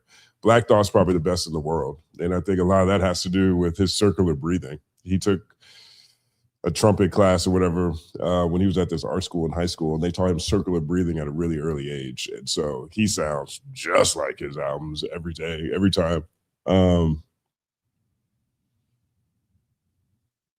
Truthfully, Hove does. Jay-Z does. I mean, I haven't seen him in 10 years, I guess, but he sounds just like his projects too. I think it's probably a good list for me right now. I don't think you can ever mention performing without not having one name on that list. Busta Rhymes. Right. So that everybody that he would say, but Busta Rhymes is I think it's him and then everybody else. That's fair. Him and Spliff Star. Yeah. And I would have put Proof in none against the Nine, because that's my brother. I love the Nine, but I would have put Proof and M. They were battling at a moment. They just had a thing together. But Busta Rhymes and Spliff Star, that is just poetic to see them two on stage. They do this thing where Busta's rapping and Spliff is the volume. And I love that. It's crazy. And then he turns it back up and gradually goes, hey, man.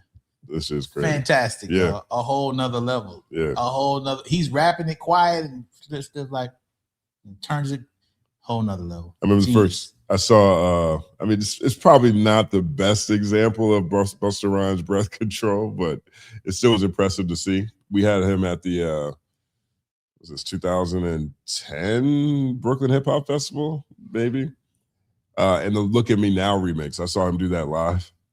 And it's incredible to see, even though that verse isn't the most complicated. You know what I mean? Everywhere I'm going, I'm moving, I'm singing, I'm moving, I'm going, I'm running, I'm singing, I'm moving, however you say it. But it was still crazy just to be able to do that. But you're right, those two are insane on stage together. Hey, yo, I messed up. Whoever said the Razzcast thing, because I said I didn't fight. I did get into a boxing situation at the studio with someone. And I want to put that out there because I want to be genuine just in case it comes out. This dude named Big J, shout out to Jay. We were at Record One Studios and he was throwing water on me. A Crip dude at the time, but he was super muscular. This round when Dre looked like a Terminator. He had the muscles going crazy. And I told Dre, I'm like, dog, I want to fuck this dude up. Like Dre went and got the gloves. Cleared out the whole mic booth, and we put on gloves, me and him, and we actually went in there and fought. And dude was trying to knock my ass out, and he didn't know that I could box. So he swung so hard that I caught him, and because he was a muscular dude, I caught him, and he went to the ground, and everybody went crazy. Oh gosh! I took the gloves off. I was done. Because the nigga, he outweighed me. He was big. He was swole, had muscles. Yeah. Nigga, he might have been 270, 260 at the time. That's crazy. 200. You know what I mean? But he swung so hard trying to hit me that his balance was off, and I just caught him with the boop. Yeah. It's not even that I hit him so hard, but it was just his balance. Right. And boy, when he hit that ground, everybody started screaming, "Oh!" Oh! It was on the internet. He had that shit taken down. I don't know how he got it down. It was on YouTube at one point. Oh, that's crazy. Yeah, but yeah, we used to pull the gloves out at the studio. Motherfuckers get mad at each other. But yeah, that was some shit. I just got the name of the judge. I know you said you didn't want to put her name in there, but thank you, sources, source, and the person too, and the person who was blowing it back out. He's got a really good job in the city. Well, if he still got it. If he still got it. We got a question from 21 Blackjack. Stat, what's the list of rappers whose exes you wouldn't date, and why does it start with Too Short? Well, exes. That's a bunch of rappers. I wouldn't date. I mean, some of them out of respect too. Yeah. So it's not even that I feel like they're gross men. It's just like respect. I wouldn't date a woman that dated Too Short. I respect Short, so it wouldn't be like that. E40, I respect E40. You know, there's a bunch of them. You know, Dre. I wouldn't date nobody Marshall dated. You know what I'm saying? I don't want to do that. I've dated women that have dated rappers. I found out after the fact that troubled me. Honestly, it's something that's it's stuck with me and messed with me. But yeah, it's just certain. Like I wouldn't date a girl that was with Bow Wow. Like I wouldn't do that. Nigga's name Bow Wow. Right. You know what I'm saying? Like no, he's just younger than me. So it's like, yeah, I was with Bow Wow. Like I was with Bow. Like she just be like, yeah, my ex is Bow. That don't even fit my aesthetic. Yeah, you know, I was with old girl. She just left Bow House. That don't fit my aesthetic. Bow House. You know what I'm saying? I'm saying that's what they call him. That's for short for Bow Wow. Right? Yeah. You know, Lowell be with them. That's Bow House. I'm just saying, like, I wouldn't like Lowell P was the B2K niggas. I'm not dating none of them women that dated them niggas. B2K. It's a difference, you know. Like, yeah, my Lil Fizz. Shout out to Lil Fizz, but like, yeah, I was with Lil Fizz, and then I'm just so let's go to Cheesecake Factory. I'm not about to date you. It's just certain. So it's a big list, honestly. But I'm just saying Kanye West because of his behavior, right? Ray J because of some of the behavior. That's part of the history of Kim. Yeah. She dated Kanye and Ray J. That's crazy. And then one nigga, what's the nigga with is he black? Whatever he is, what's the dude? Look with the skin color, the comedian nigga. Is he skin color comedian? The dude she dated that Kanye hated. Oh, Pete Davidson. Is he black? I don't know what he is. He crazy. You seem like is that a thing or is that a stat thing? I don't. I just a stat. I don't know what he is. But you can look at. You can look I thought at. he was a white guy. You can look at Pete Davidson and tell that he has some internal things going on with him. Okay. If I met Pete Davidson on the street, the first thing I'm gonna think about is what time does he have therapy? It's just like that nigga look like the person you see in the lobby of the therapist. This is who she was who she was with. I'm not following that. Nothing against them, but I'm like, so she was with 3 crazy niggas.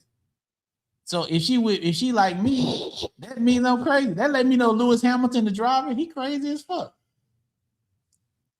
Crazy. I watched a 23-minute Tisa Tells video breaking down all the gossip around Kim Kardashian and Lewis Hamilton yesterday.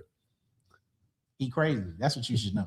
I mean, it looked like a crazy situation. But if he's dating her, that's what she likes. She like crazy dudes. Yeah. Is Pete Davidson? Does he look like everything's okay? No, but I think that's part of his humor. Because he's comedians. Comedians be looking off. Except for like, you know, he looked like something Jimmy wrong Fox. with, something ain't right with Pete. Something is you know, if you heard Pete, you know, was jumping out of a plane and say he forgot the parachute on purpose and he survived it, you like, I can see Pete doing He definitely looks like he likes drugs. I will say that. Lights. No. He looks like how the fat boys look like they enjoy buffets when it comes to drugs. He looks like he loves drugs. Ain't no liking to that. Anyway, my bad. Go ahead. Yeah. K-Way for real. Back at it. Panel and chat. It's Black Music Month. Question. What is the best one-hit wonder of all time? Ooh, I got mine. What's that? Return of the Mac. Return of the Mac. Oh my God. That's a pretty great one. What? Return of the Mac. Yeah. And I got my number 2. What's your number 2? Whoop, there it is. Whoop, that's a great one too. Come on. Them Shaka, laka, shaka, laka, shaka, laka, shaka, whoop. Come on, man. If you guys aren't from the 90s, every high school, anything, every middle school, anything in the 90s had that song in it. Every sporting event, it didn't matter what it was. The whoop, there it is. Everybody's school, everywhere. So my boy DC, who DJ'd at Strokers, he was actually in the group. I remember he asked me to perform at his birthday party. This long after Whoop There It Is came out. Man. So I performed first. And then he performed Whoop There It Is, but he was in the DJ booth and he yelled at the girls before he came out. He said, "Come get me." He yelled it, and all the girls rushed to the DJ booth. And he's a large man. Okay, he has not been doing his sit-ups. Let's just say that. You know, I know this guy. Shout out to him. And they just escort him to the stage, man. This huge, massive man just up there performing Whoop There It Is. Tag team back again. Check the record. Let's begin. DC, the brain supreme, and my boy Steve Rowland. What's yours? He just got to look it up. I got to look at it. I've got to look at the list. Honorable mention is Joe Budden. Pump It Up. That's still pumping right now. Shout out to Joe Budden, man. People try to make Joe. People try to play Joe because he had Pump It Up. Right. But he had to Pump It Up. But that's what I'm saying. I think that's a testament to how great Joe was. Because you can't disrespect Joe and say, especially in that era. Joe was nice. Yeah. Joe could rap. Especially in that era. Like, people don't understand how difficult it was to be an artist from New York in the mid-2000s and try to blow up. Like, that particular point in time. Like, if you think about New York, just on a scale, like, you have the only people who really broke big in the 2000s from New York had somebody from the 90s in their group. So you've got like 50 Cent and G Unit, but like 50 comes from the 90s. You got Cam and Dipset, but Cam comes from the 90s. They had reputations in the 90s. Yes. Outside of that, it's really Fabulous in the beginning of the decade and Nicki Minaj at the end of the decade in terms of new artists that break big, that would be on a magazine cover that come out of New York. Like, that was just a dead era for a lot of reasons. One, I think the regional sound started shifting. The South became the new region. So what sounded closer to that got a lot more attention. But two, there was so much pirating going on. There was so much, so labels weren't even investing the same way. And same time you had consolidation. So all these people were getting dropped. And particularly the lyricists, no matter where you were, if you were a lyricist in the 2000s, you were getting dropped or you're getting shelved. And Joe Budden in that environment still had Pump It Up, which is crazy. Exactly. So shout out to Joe. Joe, don't let them take away that greatness. That's a hit. That shit still come on right now in the club. People is dancing to that. So don't let them downplay don't let them make you feel no type of way, because that shit is a joint to me. And my fourth, because you still looking, is it's Hot Stepper. Here comes the Hot Stepper. Murderer, I'm the lyrical gangster. Murderer. Still running like that. This is a funny list though, because this list has it has Afro Man Because I Got High. Mm-hmm. I think, what's yours though? Well, I have to think about songs that might be one-hit wonders. I hadn't really thought about that. But this list is funny because it's Afro Man I Got High Because I Got High is on it. I don't know if I ever thought about him as.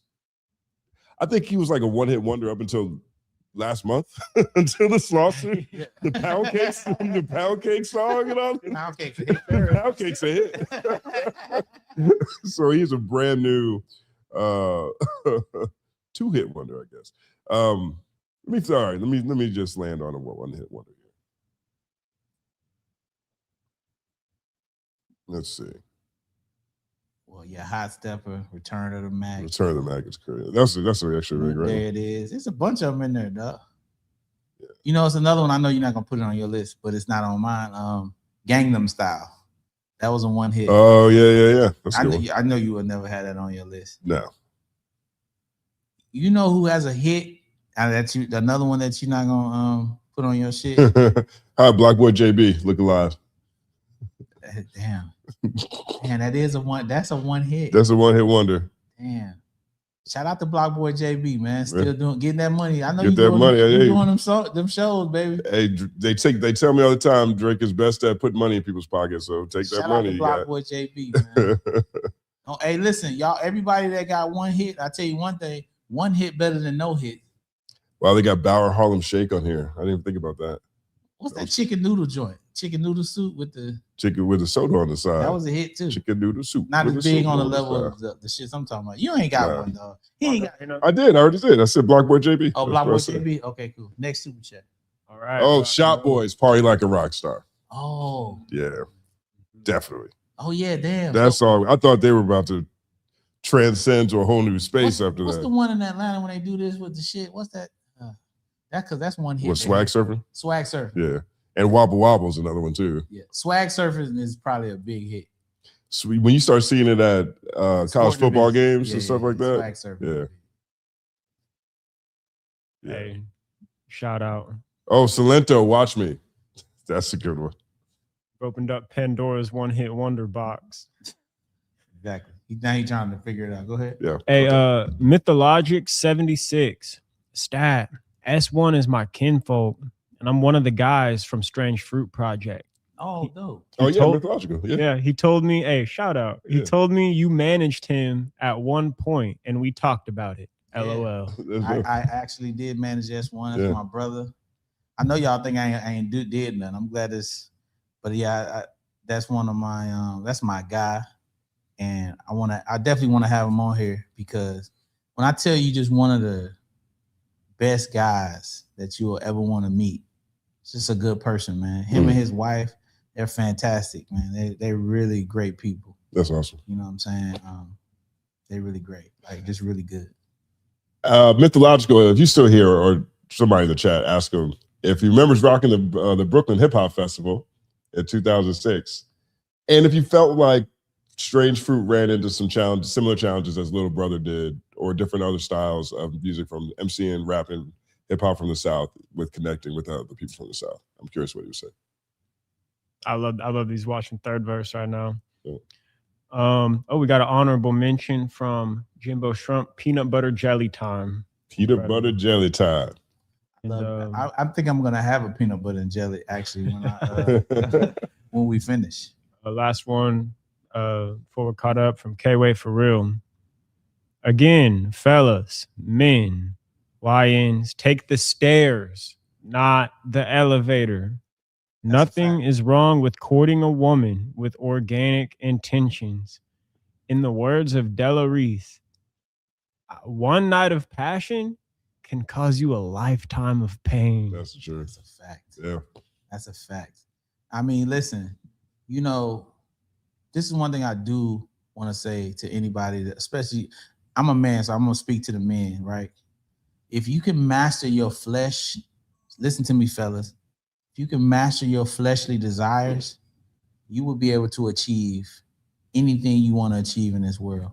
If you start to understand that sometimes you got to think with the big head instead of the little head, it will start to change how you operate. You know, I made a lot of mistakes in my life getting to this point as a grown-ass man. I wasted money doing things I shouldn't have been doing to get here. And I'm telling y'all, please let me be the example of, you know, now that I'm here and I see things totally different. Do not allow your desires to control your brain. You know what I mean? Don't do it. Make the right decisions on who you decide to be in these situations with. You know, get you somebody consistent that y'all can go have a good time and do what y'all do. And make sure y'all are aligned before you start creating life or putting yourself in a situation where it will be hard for you all to separate. Because you just see it every day. See some of our people that's supposed to be elite in this world be caught up in things that they shouldn't be dealing with. And it's their flesh and those desires that they're not able to control. So all y'all guys, man, be safe. And ladies too. It's the truth. Ladies too. We add more super chats? Is that the last one? Are there any more super chats? Oh, okay. Just a couple more. One's slightly inappropriate, so we're gonna go with the other one. No, good. I want the inappropriate. Okay. K-Way for real. Kevin Samuels died in the act. He came and went at the same time. This, So I hear. that's Top appropriate. flight. That's appropriate. That's elite super chatting by Right. Kendrick. That's a bar. That is okay? a bar. It is a bar. You Okay, like man, bars what? here? It's called Bar. the third verse. That's hard. Pause. No pun intended. I just come from the line of shut your ass up. All right, last one. Stay statin and Justin stay professional. The show is awesome. He said shoe. I know he meant show. That's dope. The show is awesome. That's what's Oh, up. your man responded to get him. Yeah, you got it. Yeah, Oh, for real? Okay. responded. Rock and roll. Brooklyn Bowl was one of my favorite shows. Love NYC. ESO was the young lady featured in our group. That's right. We ran into the situation of being a Southern hip hop, but hard to market at the time. Little brother is the fam. It's so crazy as hip hop. We create these boxes. We create the boxes. Mhm. And then when certain things don't fall in that box that have been created by other artists, then it's frowned upon. So what they were doing at the time, being a hip hop group like that you would call like a basically a tribe or, you know, along those lines, a Little Brother or Slum Village. Yeah. But because they were coming from the South, it was like, nah, that's not what we want. That's not what the South's supposed to be. Yeah. It's supposed to be this, you know? It's the same thing. I get mad at people that tell me I got to eat eggs and grits in the morning or pancakes in the morning. Hey, man, it's 7 o'clock at night. I want some pancakes right now. Yeah. Why I got to have pancakes when you tell me that I got to have them? Right. I want to be able to eat pancakes whenever I want to. You can't dictate my meal. Mm. But sometimes that's just how we and people have done hip hop. It's like, oh, nah, you can't. The Fugees got to be from New York. Or that's got to be some East Coast shit. Or, you know what I'm saying? There was a bunch of groups in the South like that. There's Strange Fruit, HISD, Houston Independent Spit District. Those guys were crazy. That's correct. You know what I'm saying? Talk your shit. You know what I'm saying? Okay. But there was a bunch, and I felt like it was running to exactly what you were saying. You know what I mean? Like, I think every region sort of solidified into their own reputation around that point in time. And if you were something that was a little bit outside of what people expected from the South or Texas or wherever, it was more difficult. When I was saying that thing the other week about how if you don't blow up in a certain way in a certain city, sometimes it's better to leave that city. Like there was a number of artists I talked to at a point in time in Texas who didn't blow up through the box. Like the box is Houston's #1 radio station. It's like it's what it is in Houston. So if you don't blow up through the box, if they're not going to play you, then it's better for you to go to Atlanta, try to get some traction, and come back, and then you'll have more luck and success. And a lot of that's from a lot of cats who were telling me how difficult it was to get played on the box. So they would start going to Coast Festival or the Brooklyn Hip Hop Festival or A3C or whatever different events that were going around to help get their name out there in a different kind of way. Because if you don't have certain type of local support, it just becomes more difficult, right? And if you're not making stuff that sounds like Houston, generally speaking, in Houston, or things that Houston strip clubs are going to play, you're going to have some challenges breaking in Houston. You know who's an artist that's overlooked because his style is different coming out of a place, and then he's from a little to well-known place? Who? But he's done a fantastic job. If even getting the notoriety, it's Smino. Oh yeah. He's from St. Louis. Yeah. But because you think of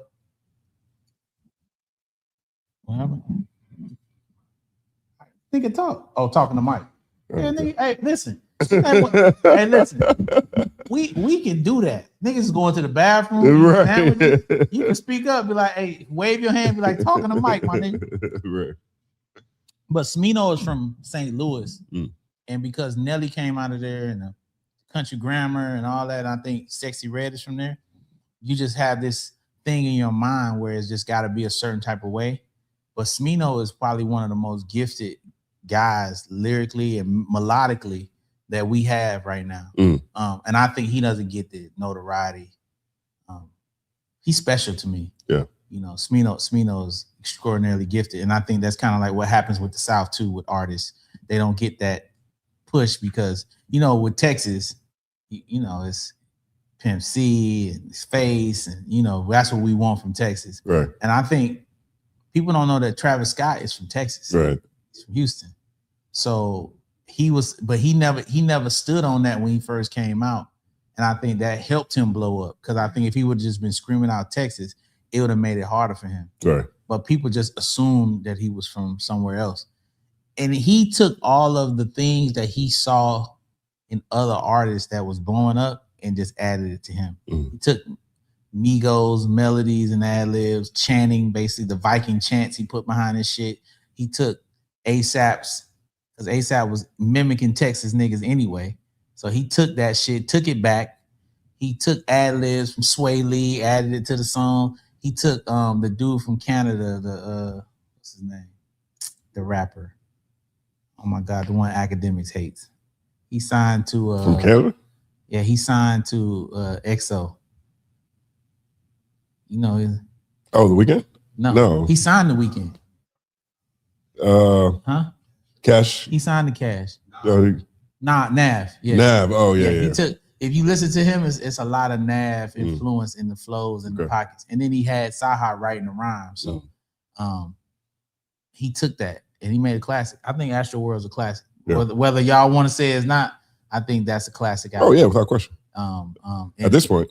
Yeah, and I think Astroworld probably I would put Astroworld in front of the Drake all the Drake classics that people would say Drake's best album. I would say Astroworld's better album than Drake's best album. You don't think Drake has an Astroworld in his catalog? I don't think I think he has classics for him. But if I was just going album for album, I would put Astroworld above any Drake album. I don't think anyone's done that. So Astroworld, Drake's best album. That's not dissing him either. I think Astroworld is one of the best albums that have come out in the last, because it has hits, it has the beats is crazy, it has great rhymes, he got melodically is stupid all the way through, the melodies, it's young, but at the same time it's grown. It's not overly violent. It's man, Astroworld is really good. Y'all should go listen to that. It's an amazing album. Yeah. If it's not better than all the Drakes, it's up there. I mean, I think Views. What's your favorite Drake? Take Care. Maybe Take Care. Maybe Take Care and Astroworld. I want everybody, even the Drake haters, go listen to Astroworld and then go listen to Take Care or whatever your favorite Drake album, and tell me what y'all think. Astroworld's crazy. You know, it's been enough time. I'm forced to agree with you. It's crazy. Isn't that song with Drake on there? Drake is on it. Mm-hmm. So think about that song. That's one of Drake's biggest records, period. Right. You know, maybe God's Plan is the only thing probably bigger than that song. Yeah. So, yeah. Cool. Look at Shy Nose in the chat. Nah, I believe you. Thanks. Big shout out to everybody in the chat. Everybody's a member of this channel.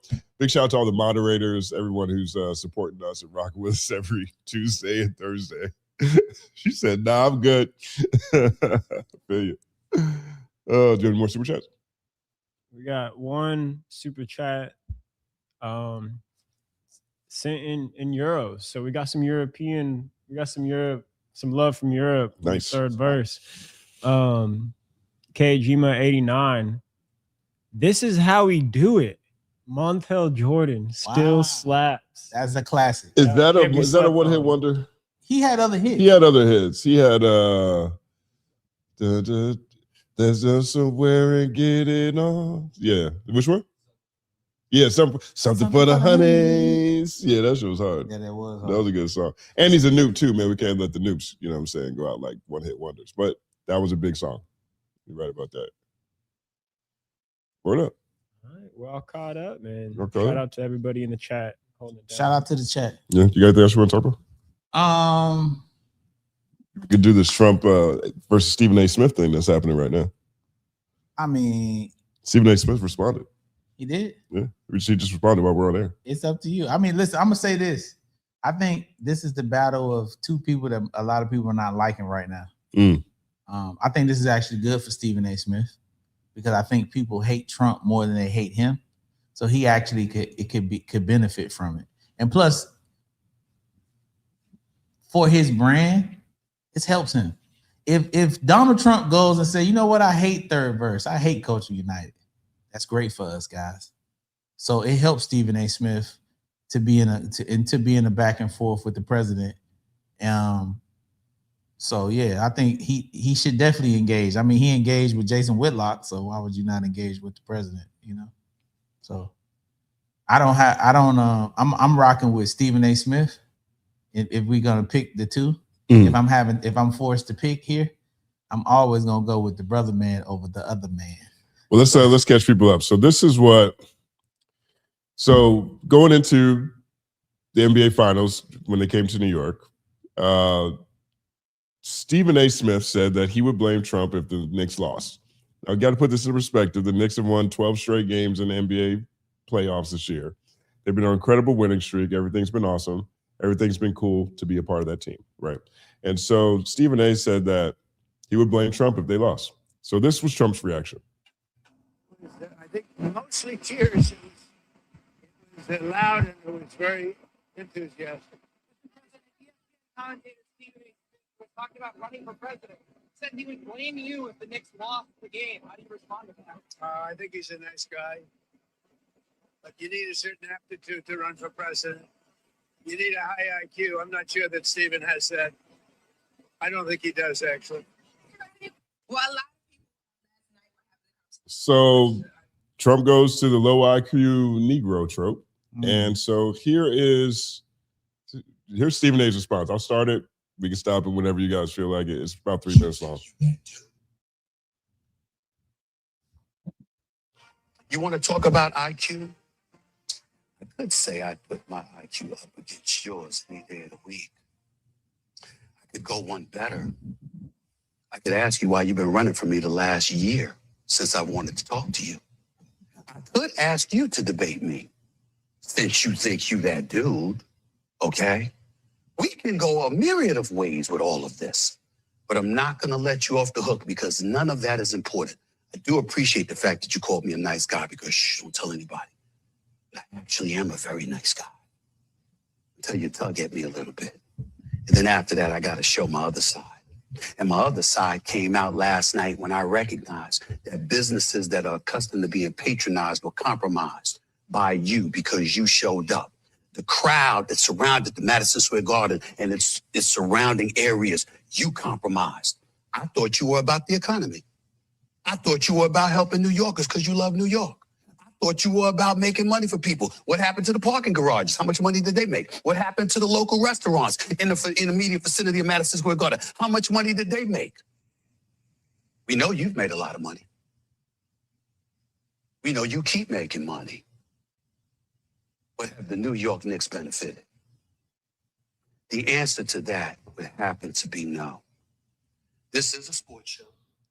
You want to say it? You want to say your quote? Other than to say, hey, Justin, get out of there. Get out of there. Get out of there, Doug. So that's what he's got to say. I mean, hey, Stephen A. is not wrong what he had to say. You know, the problem with these type of back and forths that they're having is they're not in front of each other to have the back and forth. So whoever has the last word essentially is the person. And Trump he doesn't gain anything, which most of the people that he go back and forth with, he doesn't gain anything from doing it. So it makes no sense why he even does it. But he doesn't gain anything from going back and forth with Stephen A. Smith. Stephen A. Smith gains from going back and forth with Trump because a lot of people, I actually think I think Trump did Stephen A. Smith a favor. Whether Stephen A. Smith will want to admit that or not, on two accounts. One, people think Stephen A. Smith has been aligning himself with that side of the government.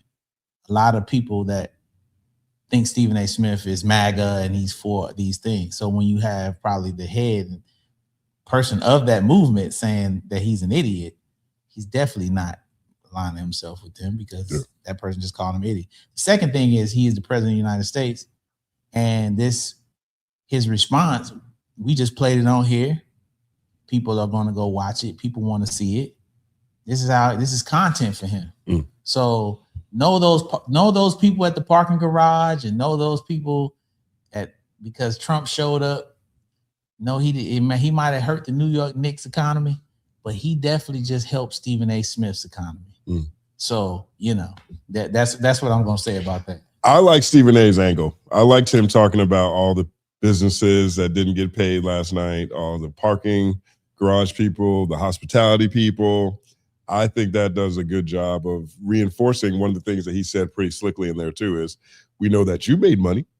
And I think he did a good job of reinforcing that right there. We'll see how this goes because, I'm not sure who the Stephen A. Smith political fan is. I don't know who's the audience for Stephen A. Smith, personally on that tip, on that conversation. But this, this might do a good job of getting him back into some people's good graces because he's pissed a lot of people off with his things he's been talking about since he's tried to go political. You see, he got he did a female show. Y'all think he hate black women that much that he was forced. He got a whole black female show now. It's 3 black women and then one of the guys hosting it. It forced him to do a whole show about black women because y'all think he. Is it a recurring show or is it like an episode? It's like an episode show. That is the show. Yeah. Oh, that's dope. When's it come on? I don't know when it comes on. I just seen. I was watching it because he talked about it. Yeah. Y'all think I hate? How you get the whisper. Y'all think I hate black women so much that Stephen A. is launching his own show because I love the sisters. He does this whisper, Stephen A. now. Yeah, I don't like that. I don't like it either. I don't know what he's trying to seduce us. I didn't like it when Flesh and Bone was doing it. Yeah, I don't like. I don't want no nigga whispering to at me. all. You know what song made me uncomfortable because we're the whisper song. I love David Banner. Yeah. Hit record. Yeah. But I just wait till you see it. Right? Who is you whispering to, nigga? Wait till you see it. I'm gonna beat that. See, why are you breathing like that, bro? But yeah, Stephen A. Y'all didn't punk Stephen A. into doing a whole female show because this man was raised by a woman. His everything. He was the only child with a female. Stephen A. Y'all didn't pay to Stephen A. that he hate black women so much that he had to go out here and prove to y'all that he still like black folks. I mean, I don't know if that's proving anything to anybody, but I'm happy for the opportunity that those people on that show get. No, I'm ecstatic for their opportunity. Absolutely, but this I don't know if that changes. In my opinion, rich people throwing money at something after they get called out for being a terrible person, that doesn't change my mind about who they are. But I'm happy about the other opportunities that people get. I'm absolutely happy about that too. But this is my thing. It just show you the pressure that people succumb to in this situation. They feel like they have to do something in order to appease the general public, even though they know inside of them that that's not how they feel. He knows that's not how he feel, but because some of the things that he have said, which you can't change how what you say affects people, has affected people to lead them to believe that. So now he deems it necessary to prove those people that they wrong about him. Instead of saying, I don't give a damn what y'all think, doesn't matter. But shout out, like you said, shout out to the people that got paid from that. Yeah, with that too. What up? You anything else? That's on you, man. Third Verse Morning Show will be back on Thursday, 8 a.m. Same channel. Yes. It's going to be dope. Also, we got Culture United tomorrow, 5 p.m. PST. Boots Riley will be on for a feature conversation. We'll announce the rest of the panel later today or tomorrow morning as we normally do. Big shout out to Lils, Aaron for moderating and doing all that great stuff. Big shout out to Rebel for coming up with this crazy story about the judge screaming in the judge's chambers. I'm sorry. Big shout out to Don. Big shout out to Loyal over here. Big shout out to DJ and everybody who voted that DJ wasn't coming. You was right. You guys were correct. Third verse.